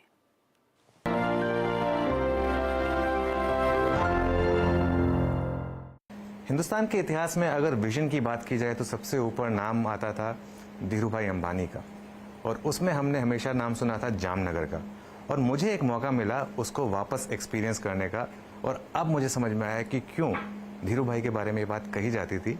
और आज हम बात करेंगे, आपने एक बहुत शानदार डॉक्यूमेंट्री देखी होगी, आज हम बात करेंगे धीरूभाई के पोते मुकेश अंबानी और नीता अंबानी के पुत्र अनंत अंबानी से, जो इस प्रोजेक्ट को स्पेयरहेड कर रहे हैं। अनंत जी नमस्कार। कैसे हो? बहुत अच्छा हूँ। और मैं ये देख रहा था, ये जो आपने इतनी पैशनेटली आप पिछले 12 घंटे से हम सबके साथ हैं और ये हमको सब एक्सप्लेन कर रहे हैं, ये पैशन क्या वही धीरू भाई का पैशन है जो आपके पास है इस समय? मैं तो मेरे पिताजी और माननीय मेरे दादाजी श्री धीरू भाई, मेरे माताजी और आपकी दादी जी भी? दादी जी जामनगर की हैं। हाँ, मेरे भाई, मेरे बड़े भाई, मेरे बहन, सबसे मैं प्रेरणा लेता हूँ। मेरे लिए इंस्पिरेशन है और इन्होंने जो किया है उसका अगर मैं थोड़ा भी कर पाऊँ तो मेरे लिए बहुत बड़ी चीज़ है। जो धीरू भाई अंबानी जी ने और जो पापा ने मुकेश भाई अंबानी जी ने जो यहाँ रिफाइनरी, दुनिया का सबसे बड़ा रिफाइनरी यहाँ खड़ा किया, दुनिया का यहाँ माता जी ने सबसे बड़ा टाउनशिप, आप देखे होंगे हमारे जितने भी मेरे कलीग्स, हमारे जितने भी रिलायंस के एम्प्लॉयज़ यहाँ जो रिलायंस के कर्मचारी है यहाँ रहते हैं, उनके लिए हमने पूरा एक सिटी बनाया, माता जी ने बनाया। और धीरू भाई ने जहाँ जब धीरू भाई थे, जब वो जीवित थे, उनका ये सपना था, उन्होंने, उनका तो देहांत हो गया बट पापा ने उनका सपना आखिर तक साकार किया। बिल्कुल नहीं, मैं धीरू भाई जी के बारे में कहा जाता था कि जहाँ आम इंसान की सोच खत्म होती थी वहाँ उनकी सोच शुरू होती थी, और यही ट्रेडिशन आपके पिताजी ने भी कंटिन्यू किया। मैं इस प्रोजेक्ट के को देख रहा था, ये इतना ग्रैंड है, मतलब मुझे समझ में नहीं आ रहा था कि ये आपके दिमाग में कब आया कि इस तरीके का कुछ करना है और इस स्केल पे करना है। जैसा आपने कहा कि दादाजी और मेरे माताजी, मेरे पिताजी, सब ने कहा कि कुछ करना है तो ऐसे करना है कि दुनिया में एक नाम रह जाए। और जो धीरू भाई का फिलॉसफी था कि पब्लिक को लाभ होना चाहिए।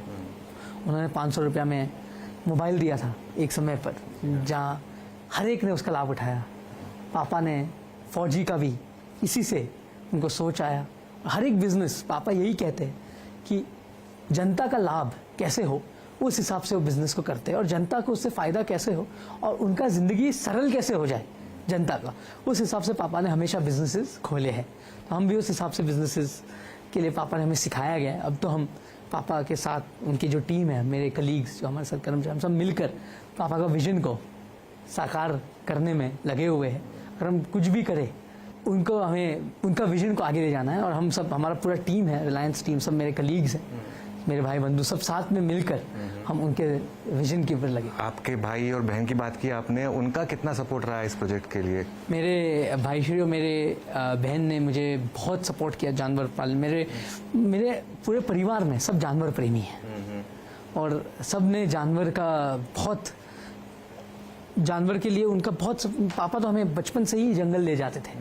दादा को भी जंगल में बहुत शौक आता था। गिर में, दादा है चोरवाड़ के गिरना, तो वहाँ उनके यहाँ लायन आते थे दादा जो है, तो हम बहुत गिर घूमे उनके साथ। तो दादा दादी और मेरी बहन जो रिलायंस फाउंडेशन चलाती है और साथ साथ में रिटेल बिजनेस भी चलाती है, उन्होंने बहुत सपोर्ट किया। मेरी बहन का इसमें बहुत बड़ा एक योगदान रहा है। और साथ साथ में मेरे माताश्री, तो आपको पता ही प्रेरणा है। बिल्कुल, मैंने आपको बताया है कि आज जो भी है मैंने मेरे माताश्री से सीखा है। और इनके लिए मैं इसीलिए ये सब आप खड़ा कर पाए, क्योंकि माताजी पिताश्री का ये बहुत बड़ा योगदान रहा है ये सफल करने। अच्छा आनंद जी, एक चीज़ पूछूंगा, आपकी बहुत जल्द शादी होने वाली है, तो उसके लिए बहुत बहुत मुबारकबाद। बहुत बहुत धन्यवाद। और इतना समय आपने हमारे साथ लगा दिया, इतना समय आप पशुओं के साथ रहते हैं, राधिका जी बुरा नहीं मानती हैं? देखिए, मेरा दिन में ऐसा होता है कि मैं 1 से 2 घंटा पशुओं के साथ रहता हूँ। जैसे मैंने कहा कि मेरे पापा के साथ काम भी करना पड़ता है, टीम है, कलीग्स है मेरे साथ, जो लगभग 1000, 2000, 3000 कलीग्स हैं हमारे साथ में रहना पड़ता है। तो 8, 9, 10, 11, 12 घंटा काम भी होता है, ये भी होता है। बट राधिका में एक चीज़ है कि उन्होंने भी मेरे जैसे जानवर से प्रेम करते, जब भी जानवर में आता वो भी मुझे मदद करते हैं। और अभी तो शादी होने के बाद मेरे लिए बहुत सरल हो जाएगा कि वो भी आकर, पैशनेट है, बहुत पैशनेट है। और वो तो हाथी को नाम, अगर हाथी को पहचानते, और मेरे साथ बहुत सारे, उन्होंने, हम जब रात को 4-5 बजे फ़ोन आता है कि अभी एक इमरजेंसी सर्जरी करना है, तो हम दोनों दौड़ के जाते हैं। और मैं भगवान से बस यही है कि वो पापा मम्मी हम सबको शक्ति दे कि हम और ये कर सकें। भगवान, जो भी भगवान की इच्छा में है वो होगा। और एक ऐसा लाइफ पार्टनर मिल जाए जो आपका पैशन शेयर करता है, उससे ज़्यादा आपको क्या चाहिए फिर? तो आनंद जी, एक बात बताइए, ये जामनगर जहाँ पर देश की पहली रिफाइनरी, सबसे बड़ी रिफाइनरी आई, देश का सबसे बड़ा मैंगो प्लांट है, जो शायद बहुत लोग जानते नहीं है।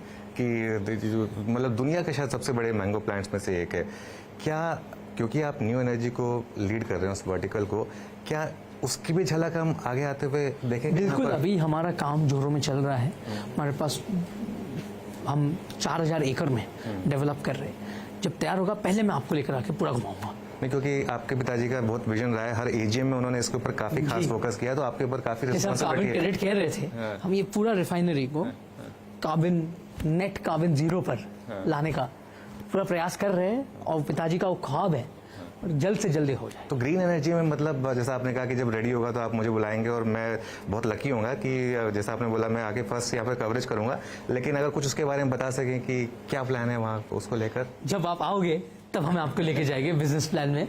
अभी हम सेवा का बात करते हैं। अभी सेवा का बात करते हैं। तो अभी यहाँ पर जो हमने इतने जो जानवर देखे और उसके अलावा एक हॉस्पिटल देखा, मुझे एक और सवाल है कि जब हम एक नॉर्मल हॉस्पिटल की बात करते हैं तो उसकी एक इकोनॉमिक्स होती है, यहाँ पे जो हॉस्पिटल है, जो पशुओं का हॉस्पिटल है, उसकी क्या इकोनॉमिक्स? इसकी इकोनॉमिक्स हो सकती है, जैसे आप देखोगे वाइल्ड लाइफ लैब्स, मैं ये नहीं कह रहा हूँ कि हम ये करना चाहते हैं, बट देश में 150 से अधिक चिड़ियाघर हैं, बहुत सारे वन विभाग हैं, विदेश में बहुत सारे फॉर प्रॉफिट चिड़ियाघर है, तो इसीलिए इनको सबको लैब का जरूरत होता है। तो हमने जो बनाया है, अब तो ये हम नॉन प्रॉफिट में, बट तो भी नॉन प्रॉफिट ऑल्सो, ऐसे तो नहीं है, इनको भी तो थोड़ा पैसा कमाना चाहिए। तो हमारा फ्यूचर है कि वर्ल्ड के हर एक सैंपल यहाँ आए और हम यहाँ एक सेंटर ऑफ एक्सीलेंस तैयार करें वाइल्ड लाइफ के लिए। तो इससे अलग अलग गवर्नमेंट वर्ल्ड के भारत में सैंपल्स भेजे। जैसे कोरोना मनुष्य में आ गया, जानवरों में भी बहुत बहुत बीमारियाँ आती हैं और जानवर से जूनोटॉनिक आदमी को भी जाती है। तो ये सब हम लैब में काम करना चाहते हैं।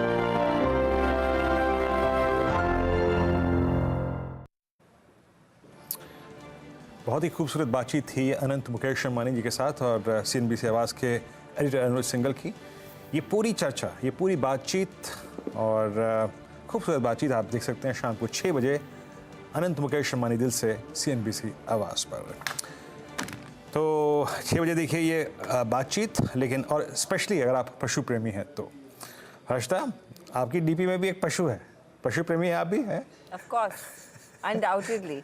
मैंने तो इस इंटरव्यू के बहुत दूसरा अंश भी सुन लिया था, लेकिन हाँ है तो है इंटरेस्टिंग इंटरव्यू।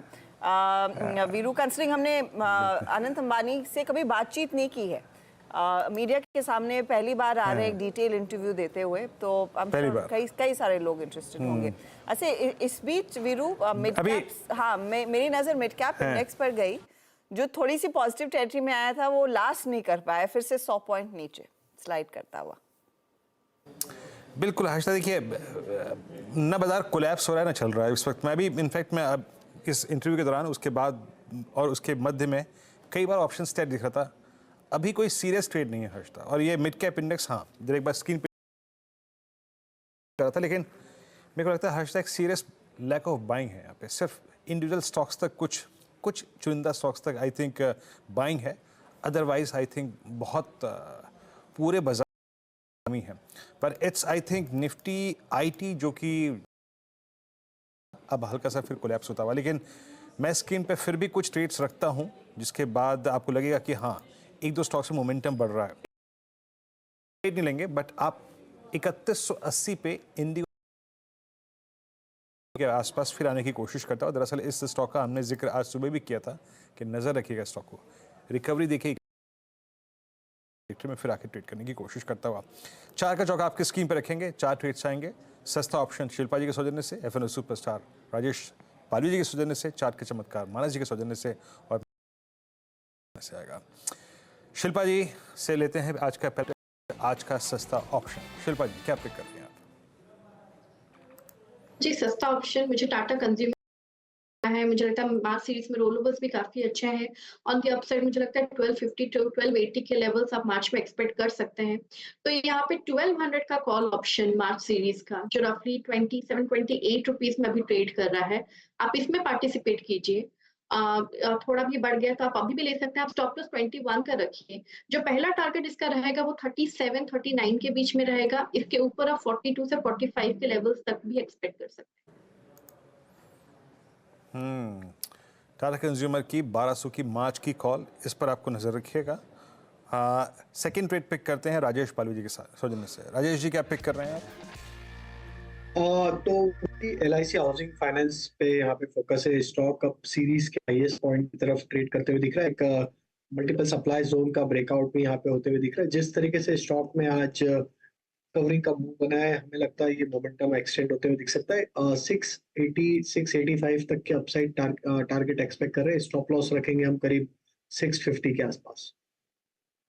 ओके, तो ये फिलहाल LIC हाउसिंग में एक अपॉर्चुनिटी इस समय। चलिए अब अगले ट्रेड की तरफ बढ़ते हैं और ये होगा चार्ट का चमत्कार। मानस बताइए क्या है वो ट्रेड? देखिए, चार्ट के चमत्कार के लिए भारत फोर्ज पे ध्यान देना चाहिए। कुछ दिन पहले ही भारत फोर्ज ने 200 मूविंग एवरेज पे सपोर्ट लिया था। 50 से 100 मूविंग एवरेज पे स्टॉक रेजिस्टेंस फेस कर रहा था, बट फाइनली आज 100 मूविंग एवरेज ब्रीच हुआ है, उसके ऊपर निकला है। मैं उम्मीद कर रहा हूँ कि इस बार ये 20 मूविंग एवरेज को भी ब्रीच कर जाएगा, तो करंट लेवल्स पे स्टॉक में खरीदारी करने की राय रहेगी। 1139 का आपको स्टॉप लॉस लगाना है और 1215 1215 के टारगेट सेट करने हैं भारत फोर्ज में। ये कैश लेवल्स हैं। ऑप्शन में अगर ट्रेड लेना हो तो नेक्स्ट मंथ का, मार्च मंथ का 1200 के कॉल ऑप्शन पे ध्यान दीजिए, वहां पर आप खरीदारी कर सकते हैं। 33 रुपए के प्राइस चल रहे हैं 1200 के कॉल ऑप्शन में। खरीदारी करिए, 27 रुपए का स्टॉप लॉस लगाइए और 45 रुपए के टारगेट सेट करिए। ओके, तो ये फिलहाल एक अपॉर्चुनिटी भारत फोर्ज में दिख रही है। शर्मिला, मिड कैप फंडा के तौर पर क्या लिया है? Very honestly I was going to suggest LIC housing finance.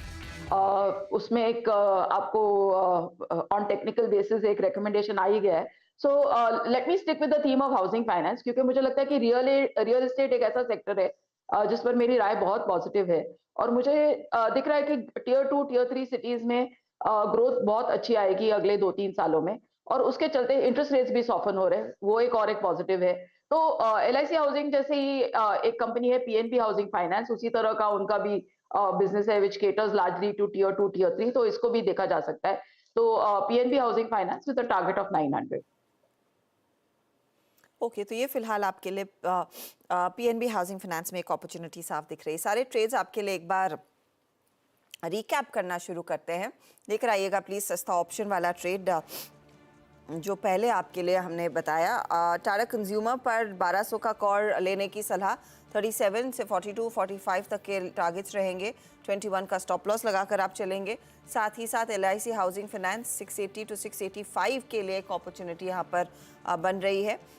वहीं भारत फोर्ज पिक किया है मानस ने, 1215 का टारगेट है।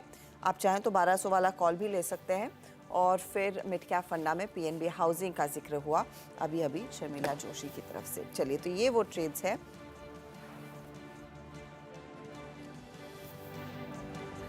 जी, तो ये आपकी स्क्रीन पे आज के 4 ट्रेड्स, 4 का चौका के। इंडेक्स वही 22,120 की ट्रैजेक्टरी, वही निफ्टी बैंक की 46,623 की ट्रैजेक्टरी, प्रेशर पॉइंट वही अगर आप देखें तो निफ्टी IT आपकी स्क्रीन पे। और पेन में क्या क्या है, अगर मैं इसे एक स्टिल, क्योंकि अभी हम 10 DMA के भी काफ़ी ऊपर है, मैं शॉर्ट की बात तो नहीं करूँगा, बट अगर मैं स्टॉक स्पेसिफिक होके कुछ प्रेशर पॉइंट्स की बात करूँ, आई मीन रादर देन, मतलब other than Alkem and Asian paints, जरा एक स्टॉक लेके आइए आप मेट्रोपोलिस डायग्नोस्टिक स्पेस से। ये 20 DMA नीचे स्लिप करता हुआ आज। और IT में सबसे बड़ा ब्रेकडाउन अगर कहीं पे हुआ है तो दैट्स आई थिंक पर्सिस्टेंट, जिसको सुबह सुबह सचिन ने बखूबी खेला था। और उसके बाद लेके आइए आप एक बार एम्फेसिस, ये भी डेलो की ट्रैजेक्टरी में आके ट्रेड करता हुआ। और एक बार लेके आइएगा आप टाइटन 3620 पे। अमित, 3620 पे टाइटन पे आपकी राय?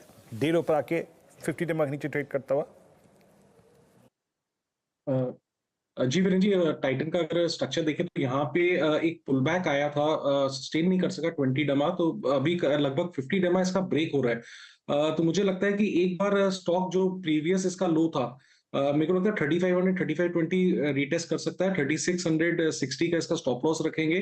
तो it's a sort of a failure of previous day candle. जब ये स्टॉक कोशिश कर रहा था 20 DMA के ऊपर क्रॉस करने के लिए, उसको इसने ब्रेकडाउन दे दिया है। इंपॉर्टेंट मूविंग एवरेजेस यहाँ पे क्रैक हो रहे हैं, तो एक बेरिश व्यू यहाँ पे बनता है टाइटन पे। ओके, तो टाइटन थोड़ा सा नरम पड़ता हुआ इस समय साफ दिखाई दे रहा है। चलिए अब थोड़ा सा एक ब्रॉडर पर्सपेक्टिव मार्केट का आपकी स्क्रीन पर लेकर आते हैं। कंसिडरिंग सीमित दायरे में ही कारोबार है, 22,125 के आसपास। मार्केट बिग वॉइस में आज हमारे साथ निर्मल बंग इंस्टीट्यूशनल इक्विटीज के CEO राहुल अरोड़ा जुड़ रहे हैं। Rahul, good afternoon. थोड़ा सा एक्सपायरी का पता नहीं प्रेशर है, फीवर चढ़ेगा या नहीं, लेकिन फरवरी सीरीज थोड़ी वॉलेटाइल रही।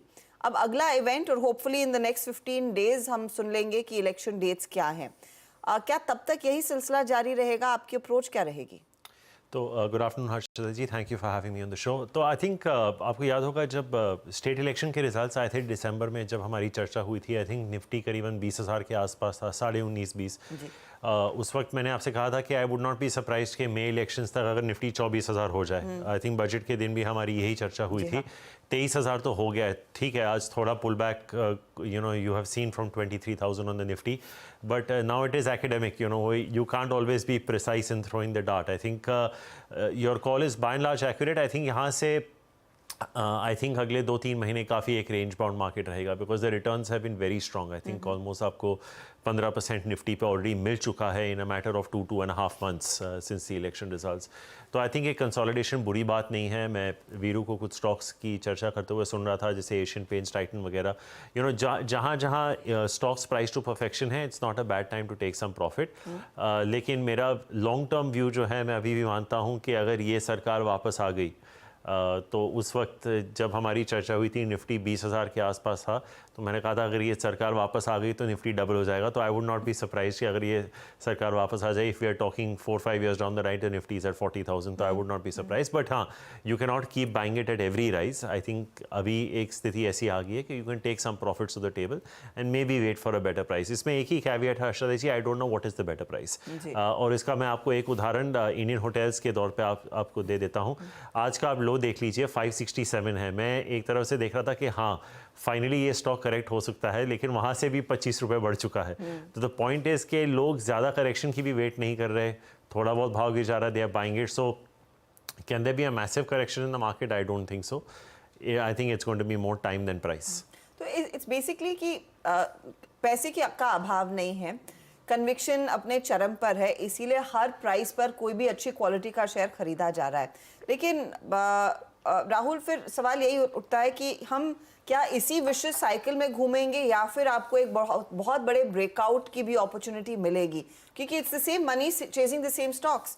सो I think you have raised a very important point, but I think इसके सेंटर में आपको ये रखना होगा हर्षदा जी कि जो कोविड का लो था निफ्टी का 7,500 था 2020 के मार्च में, you already gone up 3x from there in a matter of 3-4 years। तो ये लाइफ में कोई भी चीज़ लीनियर नहीं होती, चाहे पर्सनल हो प्रोफेशनल हो, ये there are road blocks along the way. Yes, you are right that the same money is chasing the same stocks. अगर आप आज की डेट में SBI mutual fund, ICICI Prudential, HDFC वगैरह देख लें, the amount of companies that these 3 funds are owning 10% of is mind boggling. I mean mid cap और small cap में आपको इतनी सारी कंपनीज मिल जाएंगी जो सिर्फ ये 3 फंड्स के बीच में ओनरशिप 10% है। इसके अलावा आपने देखा होगा at the start of the financial year ICICI Prudential asset management और लाइफ इंश्योरेंस ने जॉइंटली RBI को सबमिट किया था कि we want to start owning 10% in banks now. तो सिटी यूनियन, करूर व्यासा, इंडसइंड बैंक। तो पॉइंट ये है हर्षदा जी कि पैसा इतना है, and I am not saying कि ये रेट्स वेट्स की कोई बात हो रही है। जब डीमॉन हुआ था, आपके पूरे म्यूचुअल फंड इंडस्ट्री की जो साइज थी वो 5 लाख करोड़ की थी। अब 7 साल बीत चुके हैं, ये 11 गुना बढ़ के 55 लाख करोड़ हो चुका है। इसमें से अगर आप आधा भी इक्विटी पकड़ें, चलिए इसमें से आप समझ लिए 25 लाख करोड़ इक्विटी है, average mutual funds would be sitting on about 3% cash. तो 75,000 करोड़ तो सिर्फ म्यूचुअल फंड कैश में है। इसमें आप इंश्योरेंस कंपनीज की जो इक्विटी का कैश है वो ऐड कर दीजिए, AIFs ऐड कर दीजिए, PMSs ऐड कर दीजिए, तो ये आंकड़ा जो है ये हो सकता है कि 1,20,25,000 करोड़ के आसपास हो। जब इतना पाउडर आपके पास ड्राई होता है तो वो ज़माने जब स्टॉक्स बड़े बड़े अच्छे स्टॉक्स 30-30, 40-40% गिरते थे, वो अब नहीं गिरेंगे। अब क्या हो रहा है, जैसे आज एशियन, जैसे वीरू बता रहा था एशियन पेंट्स गिर गया, हो सकता है 2-3% और गिर जाए, पर क्या आज कन्विक्शन से कोई कह सकता है कि 15-20% गिरेगा? नहीं, क्योंकि कोई आके उसको उठा लेगा और जो होल्डर है वही उठा लेगा, क्योंकि उसको the system is getting $1.5-2 billion of SIP every month. तो ये हम बोलते रह जाएंगे कि एक्सपेंसिव चीज़ और एक्सपेंसिव हो रही है, पर मुझे लगता है कि जैसे मैंने आपको पहले आंसर में भी कहा था कि आई थिंक अगले 2-2.5 महीने तक टिल द इलेक्शंस अगर एक पॉज आ जाए मार्केट में, मार्केट और निवेशकों दोनों के लिए अच्छा रह जाएगा। जिनका पैसा बना है उनको भी आप देख लीजिए, जो नए आईपीओ आ रहे हैं, क्या सब्सक्रिप्शंस हो रहे हैं। I don't know if you looked at this company called Zaggle। नहीं, रोज 12-13% चढ़ रही है। I mean it's unbelievable, right? आप उनके एंकर बुक को उठा के देख लीजिए, Prudential, Kotak, LIC, mutual fund, Goldman सैक्स ऑफशोर। तो प्रॉब्लम ये है कि आइडियाज़ की इतनी कमी हो गई है कि जो नए नए इश्यूज आ रहे हैं वो मल्टीपल टाइम ओवर सब्सक्राइब होके वो भी in a matter of time आपको डबल ट्रिपल होते हुए they are giving you. So I think it's best that the market pauses. या होगा नहीं होगा वो अलग बात है, but this is my personal view कि ये वैल्यूएशन पे थोड़ा आके पॉज करें तो कोई दिक्कत नहीं होगी। राहुल, जो इंस्टेंस आपने अभी इंडियन होटल्स का रखा कि 25 रुपये नीचे आया नहीं कि बाजार ने उसको हाथों हाथ ले लिया, same case I mean this applies to I think OMCs as well. आप देखिए ना, I mean HPCL, BPCL, IOC 3 दिन की सॉफ्टनेस और आज एक बार फिर से सुपर बैंक एग्जैक्टली चुनाव के घोषणाओं से पहले या फिर आचार संहिता से लागू होने से पहले आपको लग रहा है कि सरकार कोई प्राइस कट का फैसला ले सकती है इन कंपनियों के थ्रू? आपका व्यू OMCs पर क्या है इस वक्त? क्योंकि एक धड़ा ये भी सोचा था कि यहाँ पे प्रॉफिट्स को कैश में कन्वर्ट करना चाहिए अब।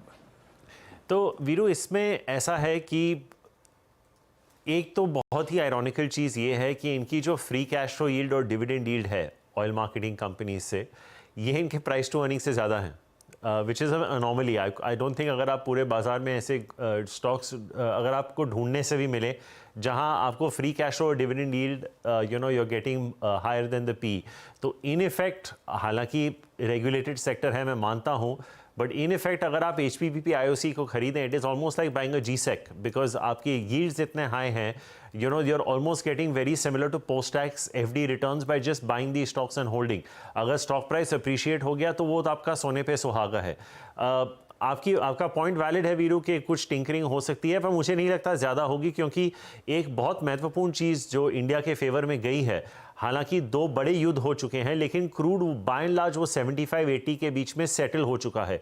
तो जो फाइनेंस मिनिस्टर ने भी प्रोजेक्शंस किए हैं फिस्कल डेफिसिट के लिए, आई थिंक उनके दिमाग में भी एक क्रूड का लेवल शायद था जब उन्होंने ये प्रोजेक्ट किया था। तो मुझे नहीं लगता कि ज़्यादा कुछ खास टिंकरिंग होगी। इन्फ्लेशन इज़ ओके, ऐसा नहीं है कि we are looking at 6.5-7-8% inflation के इस पे मूव करना बहुत ज़रूरी है। But I would say because the fact that the cash flows of these companies are good, out of these 3, 2 में ऐसा है कि कोई बारिंग न्यू एनर्जी जो कन्वेंशनल बिजनेस है उसमें ज़्यादा कैपेक्स नहीं हो रहा, तो मेरे को लगता है कि there is a case for ROCs to expand.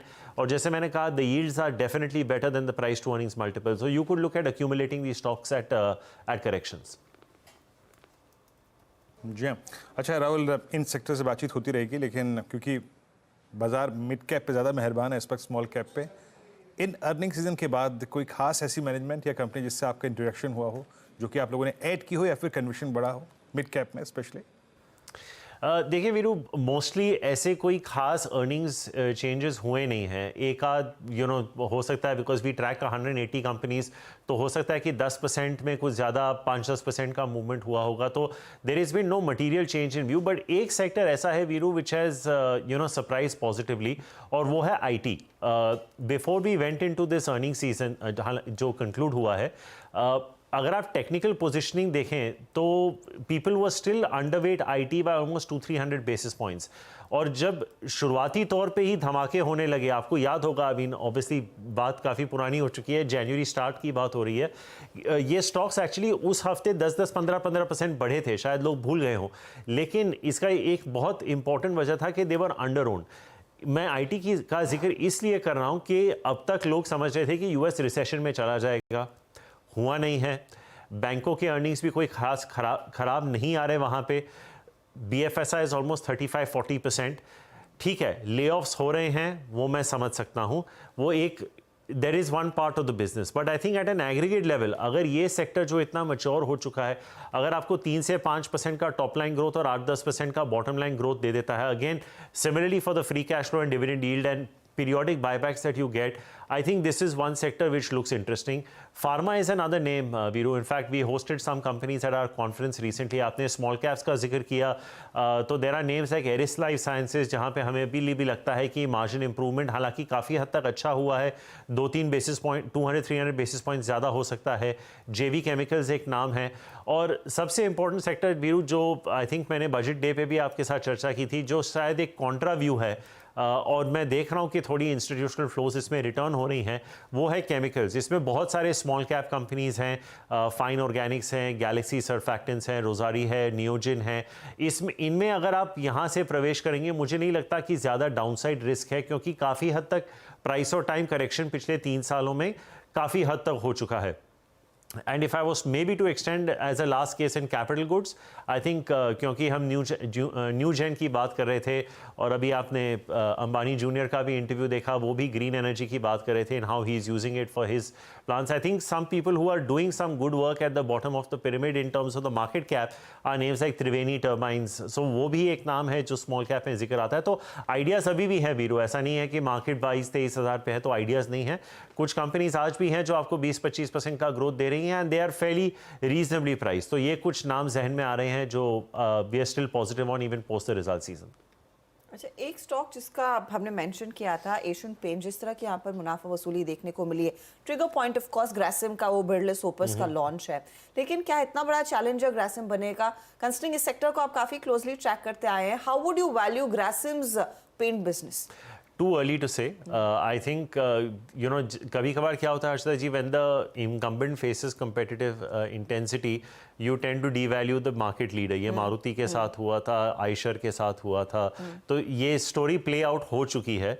But these people are in the business, they know how to run their business, and it is also possible that the market expands. ये ज़रूरी नहीं है कि 100 लोग ही अपना घर paint करेंगे और ग्रासिम या JSW या एशियन या बर्जर वो 100 लोगों के बीच में ही compete कर रहे हैं. हो सकता है मार्केट भी एक्सपैंड हो जाए, हो सकता है टियरिंग फोकस हो जाए, कुछ लोग टियर 3 टियर 4 में ज़्यादा चले जाएं. लेकिन ये पॉइंट मैं हर्षदा जी बताना चाहूँगा कि अगर आप एशियन पेंट्स की भी रिजल्ट्स देखें, टॉप लाइन ग्रोथ कुछ खास नहीं थी. It was mainly margin expansion. Correct. Right. If I remember correctly. थोड़ा सा और वॉल्यूम्स में जो. हाँ, exactly. पर I think 5-6-7% का टॉप लाइन ग्रोथ था. अभी रिजल्ट्स को आया थोड़ा टाइम हो गया, लेकिन मुझे याद है कि 3-4 बेसिस पॉइंट्स, 300-400 बेसिस पॉइंट्स का मार्जिन एक्सपेंशन था. तो आपका एबिडा ग्रोथ आई थिंक कुछ 25% था और उसकी other income growth I think if I remember correctly कुछ 25-30% थी. तो आपका पैट ग्रोथ थोड़ा ज़्यादा था. FMCG sector in India has been the story of margin expansion for 10 years now. आप लीवर का भी, मैं ये बार बार उदाहरण देता रहता हूँ when I speak about it. आप लीवर का 10 साल का टॉप लाइन उठा के देख लेना हर्षदा जी, it has grown only by 8.8%. Right. Not including the current, I'm talking about till FY23 actual last concluded. इसमें आपका वॉल्यूम ग्रोथ आ गया, प्रीमियमाइजेशन आ गई, प्राइसिंग आ गई, सब आ गई. तो I think at 50-51 times pre this correction, Asian Paints was already priced to perfection. Of course, competitive intensity short term में आपका it will go against you, but it's too early to take a call or even to suggest that this is the end of the run for Asian Paints. To me, it's good that you have a serious competitor. They will probably leverage their network for Ultratech and Grasim to sell this product. But it's good to have two people taking each other head on. Like I said, हो सकता है कि market ही expand हो जाए. जैसे real estate में हुआ था, कुछ बड़े लोग आए थे, फिर रेरा आ गया था, फिर smaller players को vacate करना पड़ा था. हो सकता है कुछ unorganized या जो एकदम छोटे players हैं, उनका market share consolidate होके Asian Paints और Grasim की तरफ हो जाए. हो सकता है, but I would I be a buyer in Asian Paints at dips? I think at this price also, maybe. I think so. I think it is not like I said. I don't think the stock is going to fall 20%. तो मेरे को अगर यहाँ से 10%, आज वैसे भी 3-4% गिर चुका है, तो maybe another 4-5% lower, I'd be a buyer.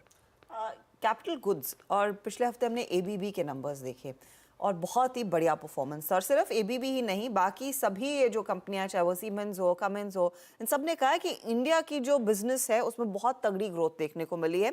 Macro environment के चलते शायद एक्सपोर्ट बिजनेस इतना अच्छा नहीं कर रहा है, लेकिन इस पॉकेट में वैल्यूएशंस अब कैसे हैं, और क्या फिर आप दिग्गज L&T के साथ जाएंगे या फिर इन दूसरी कंपनियों में भी उतना ही पोटेंशियल है बेहतर रिटर्न का?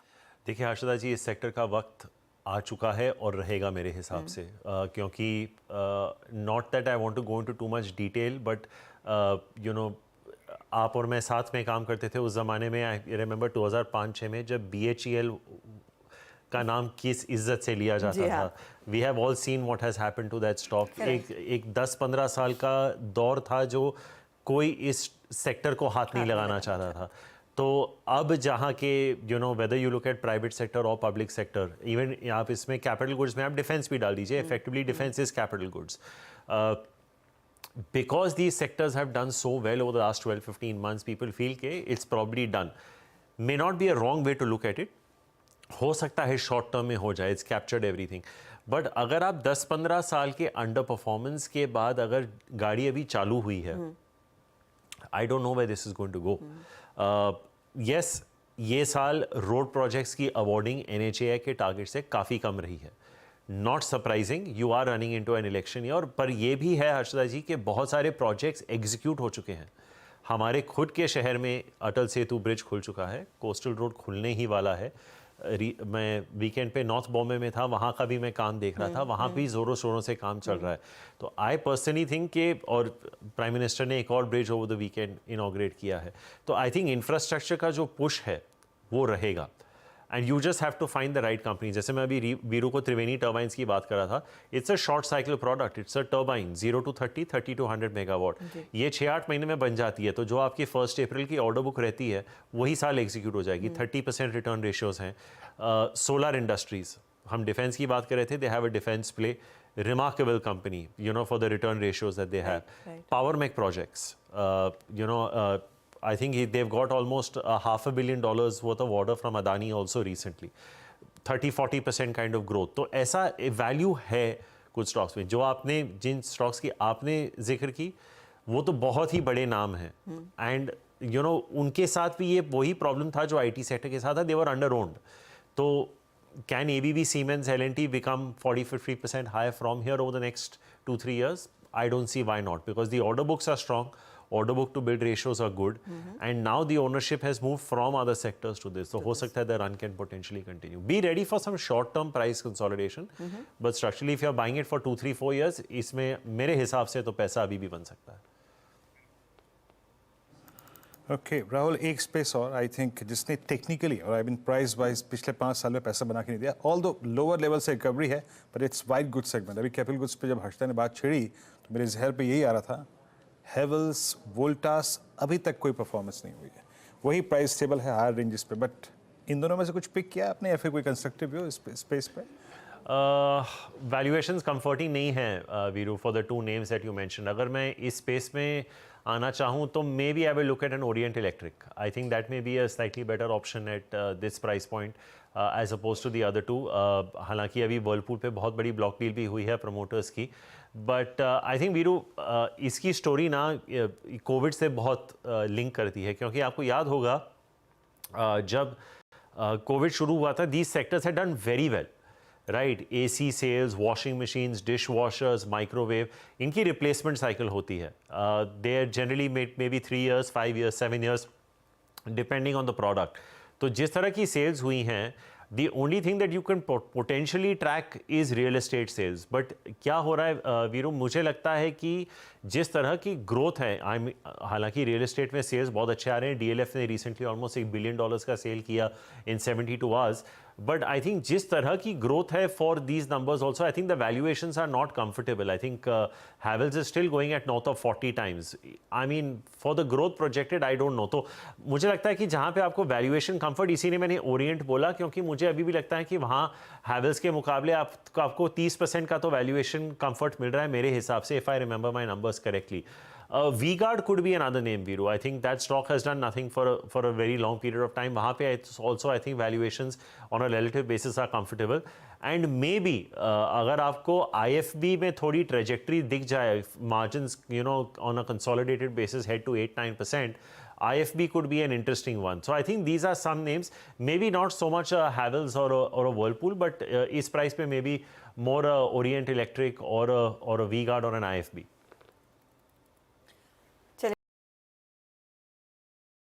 हमारे लिए समय निकाल कर अपनी राय देने के लिए। तो कई अपॉर्चुनिटीज मार्केट में, भले ही बाजार अब थोड़े से एक लिम्बो में रहेगा, ज्यादा कुछ आपको के लिए एक हेल्दी साइन रहेगा। चलिए मार्केट पर लौटे और 200 पॉइंट नीचे आपको 250 पॉइंट नीचे रादर आपको मिड निफ्टी बैंक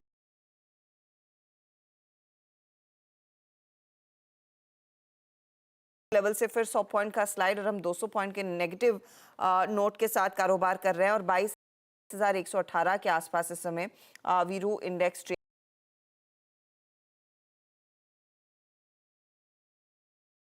तेजी की तो दिख नहीं रही है वीरू। बिल्कुल बिल्कुल Harshita, I think leg of buying और इंडेक्स के आंकड़े तो मैं एटलीस्ट आज के कल के सेशन के लिए और जिस सेशन से निकल के आया बहुत रेंज बाउंड हो रहा है। डायरेक्टर साहब वो जो ऑप्शन स्ट्राइक्स हैं वो कुछ देर में रेडी रखिए, मैं वो ऑप्शन राइटर्स का एग्रेशन दिखाऊंगा आपको। दैट मीन्स अगर इतना एग्रेशन ऑप्शन राइटर्स के बीच में है तो इसमें एक डायरेक्शनल ट्रेड निकालना आई थिंक बहुत मुश्किल है, याद रखिएगा बहुत मुश्किल है। बीटीसी ट्रेड्स पहले पिक कर लेते हैं। प्रकाश सर क्या कैरी करेंगे आप कल मॉर्निंग के लिए, Tuesday morning? I think I will go with Adani enterprise. Trade करा है 3327 पर अडानी एंटरप्राइज और स्टॉप होगा 3300 का। पॉसिबल है कि 3400 की तरफ जा रहा है Adani enterprise. Yes okay, Adani enterprises आप 33-27 पर पिक करके ले जाएंगे। वाकई इस स्पेस में इस सेक्टर में मतलब इस आई थिंक ग्रुप के स्टॉक्स में बहुत ही बड़ा मूव था आज। ज़्यादातर काउंटर्स ऑल टाइम हाई पे 52 वीक हाई पे क्लोज हो रहे हैं। मानस आपका ट्रेड फॉर ट्यूसडे मॉर्निंग? देखिए मेरा ट्रेड एचपीसीएल होगा। एचपीसीएल में खरीदारी करने की राय रहेगी। यहाँ पर स्टॉक ने 20 डे मूविंग एवरेज पे सपोर्ट लेके वहां पर थोड़ा बाइंग इंटरेस्ट दिखाया है। मेरे ख्याल से एक मीनिंगफुल बाउंस बैक देखने को मिल सकता है। तो एचपीसीएल के फ्यूचर में खरीदारी करिए। स्टॉप लॉसेस 532 532 रुपए के स्टॉप लॉस रहेंगे और 560 रुपए के टारगेट रहेंगे। ओके, एचपीसीएल में एक अपॉर्चुनिटी तेजी की बन रही है। राजेश पालविया जी आपका ट्रेड क्या रहेगा? तो हर्षिता जी रियल एस्टेट स्पेस में हमें लगता है गोदरेज प्रॉपर्टी को यहाँ पे फोकस में रखना चाहिए। स्टॉक में आज ओपनिंग के बाद एक डिप लेने के बाद स्टॉक में जो रिकवरी बनी स्पेशली पिछले 1 घंटे में ये क्लियरली दिखा थी कि स्टॉक यहाँ से मोमेंटम कंटिन्यू करते हुए दिखेगा। ओवरऑल स्ट्रक्चर स्टॉक के बुलिश है और हमें लगता है कि towards the end of this expiry ये स्टॉक एक अच्छा मोमेंटम कैरी फॉरवर्ड करते हुए दिखेगा। अपसाइड के टारगेट एक्सपेक्ट कर रहे हैं इस स्टॉक में हम करीब 2520 2540 की तरफ। स्टॉप लॉस रखेंगे करीब 2420 के आसपास। 2520-40 की तरफ बढ़ता हुआ ये काउंटर। अमित सेठ आपका ट्रेड? जी मैम, मेरा भी चॉइस ऑयल मार्केटिंग कंपनी से फर्स्ट चॉइस एचपीसीएल था, लेकिन मैं चेंज कर लेता हूँ। मुझे इसके अलावा बीपीसीएल अच्छा लग रहा है। इनफैक्ट सारे ही स्टॉक्स अपने एक सपोर्ट 20 डेमा से वापस रिबाउंड कर रहे हैं। तो काफी स्ट्रॉन्ग स्ट्रक्चर है। 626 का प्राइस है बीपीसीएल का, 620 का स्टॉप लॉस एंड 636 से 640 के टारगेट्स। ओके, तो आपका ट्रेड हो गया बीपीसीएल। ओएमसीज पे आप यहाँ पे ट्रेड कैरी करते हुए। शिल्पा जी आपका ट्रेड क्या रहेगा? जी मेरा ट्रेड रहेगा एसबीआई लाइफ के फ्यूचर्स में बीटीएसटी। यहाँ पे एसबीआई लाइफ फ्यूचर्स ट्रेड कर अराउंड 1545 तो आप 1520 के स्टॉप लॉस से यहाँ पे लॉन्ग रहिए। एक बहुत ही स्ट्रॉन्ग ब्रेकआउट पे प्ले कर रहा है एसबीआई लाइफ। मुझे लगता है 1580 से 1600 के लेवल्स बहुत जल्द दिखेंगे। Okay, SBI life strong move आज। और राजेश जी आपका ट्रेड? वीरेंद्र जी देखिए मैं टाटा कम्युनिकेशन को ही लेके जाऊंगा। ऑलरेडी मुझे लगता है कॉल सबने दिया है, लेकिन मुझे भी लगता है क्योंकि मैंने I was waiting for the dip और वो डिप मिला मुझे नेकलाइन के आसपास। So at a level of 1860 1865 I will buy Tata communication as a BTST. मेरा टारगेट होगा 1900 का, 1900 1910 का और स्टॉप लॉस जो मेंटेन करेंगे वो रहेगा 1850 का।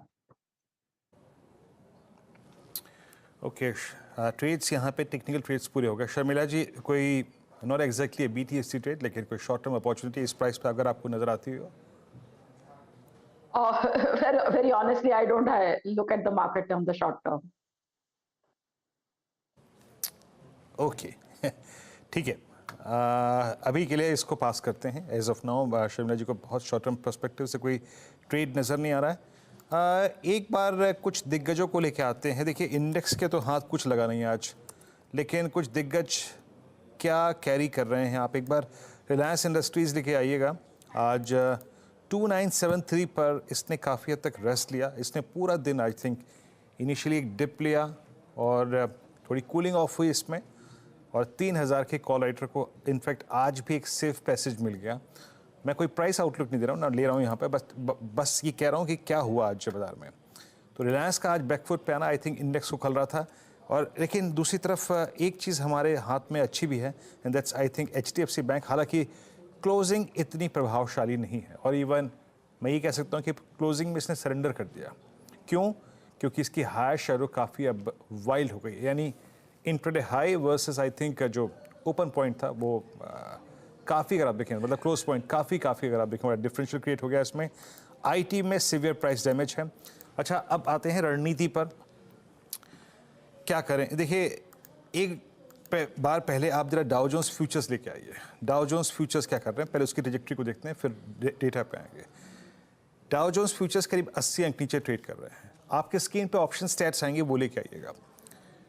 कल जो कॉल राइटर 22,300 पे प्लेस था, अब वो उठ के नीचे थोड़ा सा और खिसक के 22,200 पे आ गए। जैसे कि मैंने आपको 2 बजे भी दिखाया था कि वो 200 का पुट राइटर अब बहुत स्ट्रॉन्ग कन्विक्शन के साथ खड़ा है। आउटस्टैंडिंग वाई करीब 71 लाख का, that's huge as of now. और उसके ऊपर तो कॉल राइटिंग है ही, बट एज ऑफ नाउ 200 अगर आप देखें बहुत स्ट्रॉन्ग कॉल राइटर्स का जोन है। 22,100 पे पुट राइटिंग हुई है, लेकिन 22,000 पे बड़ी पुट राइटिंग है। तो आज इंटरडे में हमें सौदे मिले, सुबह एक डिप मिला, मिड सेशन में भी मिला, 1 बजे के आसपास भी मिला। बट ऑन क्लोजिंग बेसिस अगर आप एवरेजेस को रीड करें, I mean 10 day exponential moving average, याद रखिएगा मैं बहुत रिस्क नहीं लूंगा, but even the shortest moving average 10 day में इस प्लेस अराउंड 22026, मतलब 22,066 के जोन में प्लेस्ड है। इस डेटा में भी मैं अगर 22,066 और 22,010 तक का रिस्क ले सकता हूं तो मैं लॉन्ग कैरी करूंगा। निफ्टी बैंक पे मैंने आपको सुबह भी कहा था कि मैं किसी भी प्रकार के ट्रेड को कैरी करने में इच्छुक नहीं हूं। ट्रेड मिला तो मिला, नहीं मिला तो नहीं मिला। सुबह ट्रेड मिला भी था, और बेस से अगर आप इंटरडे चार्ट को देखिए, सुबह एक डिप मिला towards base one, that was I think 46530। वहां से हमें एक ट्रेड मिला करीब 46,800 तक, लेकिन उसके बाद ये सिंक हो गया। इसकी प्रॉपर्टी यही है। आप इसके कॉल राइटर्स को देखिए, 7, 3.5, ये पूरा का पूरा कॉल राइटर्स का क्लस्टर है। और नीचे 14 लाख पुट बिकी हैं 46,500-600 के बीच में, जो कि इंडिकेट कर रहा है कि 22 लाख के आउटस्टैंडिंग वाई के साथ 46,500 एक बेस है। यही आपका 10 डे है, अप्रॉक्सीमेटली 46440 के आसपास। तो बैंक निफ्टी में कोई ट्रेड नहीं करेंगे, but as of now you can carry long trade on Nifty, specially on Nifty. अगर आप पोजिशनल ट्रेडर हैं तो उसमें कोई दिक्कत नहीं है। बट रिलायंस का आज कूल ऑफ होना, वो आज थोड़ा सा बाजार को मिस कर रहा था। एक बार ब्रेथ लेके आइएगा, ब्रेथ क्या करिए डेरिवेटिव्स में। और याद रखिएगा, इट्स ऑलमोस्ट एक्सपायरी, मतलब हम उसके बहुत नज़दीक खड़े हैं, तो उसका भी इम्पैक्ट पड़ेगा इन स्टैट्स पे। इनको देखने का प्रोस्पेक्टिव चेंज हो जाएगा। 22 लॉन्ग है, शॉर्ट कवरिंग 42 में, शॉर्ट 39 में, और लॉन्ग अनवाइंडिंग। देखिए अब ये लॉन्ग अनवाइंडिंग क्या होगा, ये फिगर आपको वाइल्ड नजर आएगी, क्योंकि यहाँ से अगर फरवरी से सौदे कट के जा रहे हैं कहीं भी, चाहे वो लॉन्ग में जा रहे हैं चाहे शॉर्ट में, वो लेकिन दिखाई नहीं देगा। वो ग्लेनमार्क फार्मा में स्ट्रॉन्ग मूव, ये अपने इस दौर के 2017 के बाद के नए क्लस्टर पे क्लोज हुआ। L&T 2 दिन में हमने स्ट्रेट को बखूबी प्ले किया, स्पेशली 3400 की कॉल, फिर 3500 के कॉल के जरिए। Indus tower, TVS Motors, power grid में आज काफ़ी अच्छा खासा मूव था और लॉन्ग बिल्डअप था यहाँ पे। अगली स्लाइड में आते हैं शॉर्ट कवरिंग, भारत फौज, HPCL, LIC housing finance, Tata communication, RBL bank. RBL bank को क्लोजिंग में हमने अच्छा खेला, सुबह LIC हाउसिंग फाइनेंस को, OMCs में बहुत स्ट्रॉन्ग मूव था। शॉर्ट बिल्डअप कहाँ था, Elcam, खबरों का impact, Vodafone idea, Asian paints. आज आई थिंक फ्रेश प्रोस्पेक्टिव्स जो आए थे हाउस व्यूज पे, उसके बाद कोलैप्स हुआ। Birla soft mid cap IT में, सेल मेटल्स में बंधन बैंक, मेट्रोपोलिस हेल्थ केयर और चंबल फर्टिलाइजर्स, इन सभी काउंटर्स में आज काफ़ी सिग्निफिकेंट लॉन्ग अनवाइंडिंग हुई, लॉन्ग स्ट्रीम हुए। निफ्टी बैंक ऑलमोस्ट क्लोज होता हुआ डे लो की ट्रैजेक्टरी में, और जहाँ तक निफ्टी का सवाल है, ये डे लो तो नहीं, लेकिन हाँ डे हाई और डे लो के बीच में। एक स्टॉक आपकी स्क्रीन पे लेके आइएगा, जो कि प्रकाश सर से मैंने डिस्कशन में आई थिंक जिसका जिक्र मैं कर रहा था, दैट वाज HDFC AMC। ये डे हाई पे क्लोज होता हुआ शानदार मूव यहाँ पे 3895 का स्तर यहाँ पे, ये इसकी ऑल टाइम हाई क्लोज होगी। इसने लास्ट वीक के स्विंग हाई को, जिस पे टिका नहीं था एक बार फिर से ये, उसको क्रॉस कर दिया। और OMCs, एंटायर OMCs, चाहे वो IOC, BPCL, HPCL, सारे के सारे डे हाई पर। एक ऑटो स्टॉक TVS मोटर्स, याद रखिएगा 2162 पे, ये अपने करियर के हाईएस्ट क्रिस्ट पे जाके बंद होगा। All time high close for TVS Motors. और एक स्टॉक और रखिएगा जिसमें आज पुल बैक बहुत स्ट्रॉन्ग रहा और डे हाई की ट्रैजेक्टरी बंद हुआ, दैट्स टाटा कम्युनिकेशन, करीब 2.5% ऊपर, और 1868 पे ये अक्टूबर 2023 के बाद के अब तक के सबसे हाईएस्ट क्लस्टर पे क्लोज हुआ। बहुत टेस्ट नहीं थे इस क्लोजिंग में, बट स्टिल ठीक ठाक क्लोजिंग है। चलते हैं हर्षिता के पास इस क्लोजिंग को देखने के लिए बड़ी वॉल पे। Harshita, over to you. जी हाँ, वॉल पे मैं क्लोजिंग दिखाऊंगी वीरू, लेकिन कई सारे चेंजेस हो सकते हैं वायदे बैन वाली लिस्ट में, और ये हफ्ता इनफैक्ट पेनल्टिमेट हफ्ता है इस महीने का, तो वो इम्पोर्टेंट रहेगा। उसमें आप देखिए कौन से शेयर बैन में जा सकते हैं। 128% की पोजीशंस के साथ इंडस टावर डेफिनेटली बैन का हिस्सा बन सकता है। बंधन बैंक में 100% से ज्यादा की पोजीशन आ चुकी है। ग्लेनमार्क में 100% तक की पोजीशन आ चुकी है। पीएनबी में 99% तक की और ग्रैन्यूल्स में 95% की। तो ये कुछ स्टॉक्स जो बैन का हिस्सा बन सकते हैं, लेकिन इनके लिए जगह बनाएंगे अशोक लेलैंड, जहां पर पोजीशन कूल ऑफ होके 79% पर आई है। GNFC, Biocon, Hindustan copper, GMR airport, RBL bank और पीवीआर आइनॉक्स। लिस्ट इनफैक्ट लंबी है, लेकिन कई सारे बदलाव होते हुए दिखाई देंगे। देखते हैं क्या कुछ फिर ऐड होता हुआ दिखाई देता है। चलिए अब वॉल की तरफ बढ़ते हैं और क्लोज आपकी स्क्रीन पर लेकर आएंगे, जहां पर 22,120 पर यह आज समा बनता हुआ दिखाई दे रहा है। 94 अंकों की गिरावट। इस हफ्ते की शुरुआत थोड़े से नेगेटिव साइड पर हुई और नेगेटिव साइड पर ही क्लोज देखने को मिल रहा है। निफ्टी बैंक 242 पॉइंट्स नीचे कारोबार कर रहा है, आधे % का दबाव। प्रेशर आज सबसे ज्यादा कहां से आया? टेक्नोलॉजी काउंटर्स, इनका साथ ओपनिंग ट्रेड से ही नहीं था। 1.25% तक की गिरावट देखने को मिल रही है। 37,580 के लेवल्स दिखा रहा है ये इंडेक्स। निफ्टी आईटी दिखाइएगा ऊपर प्लीज। और फिर हम देख रहे हैं आपका ना स्मॉल कैप चला, ना ऑटो कंपनियों में इतनी कुछ तेजी आती हुई दिखाई दी। फार्मा साइड पर भी हमने देखा कुछ करेक्शंस बनते दिखाई दिए थे। तो ये कुछ पॉकेट्स हैं जहां पर हमने देखा है आज थोड़ा सा साइडवेज या फिर नेगेटिव ट्रेड बनता दिखाई दिया। कुछ स्टॉक्स आपके सामने पेश करते हैं। लगातार दूसरा तीसरा सत्र है जहां पर हमने देखा है एशियन पेंट में बिकवाली का दबाव, और आज का क्लोज करीब 4% नीचे कर रहा है ये काउंटर। अपोलो हॉस्पिटल्स में दबाव देखने को मिला था। मेटल्स की हम बात कर रहे थे, टॉप लूजर्स में ऑफ कोर्स हिंडाल्को है। वही अगर आप ध्यान दीजिएगा टाटा स्टील, जेएसडब्ल्यू स्टील में भी दबाव ही बनता दिखाई दिया है। तो ये पूरा पॉकेट दरअसल कमजोर था, आज टाइटन नहीं चला। यहाँ पर दबाव करीब 2% तक का बनता दिखाई दिया है। लेकिन इसके ठीक सामने विपरीत पोजीशन में एलएनटी था।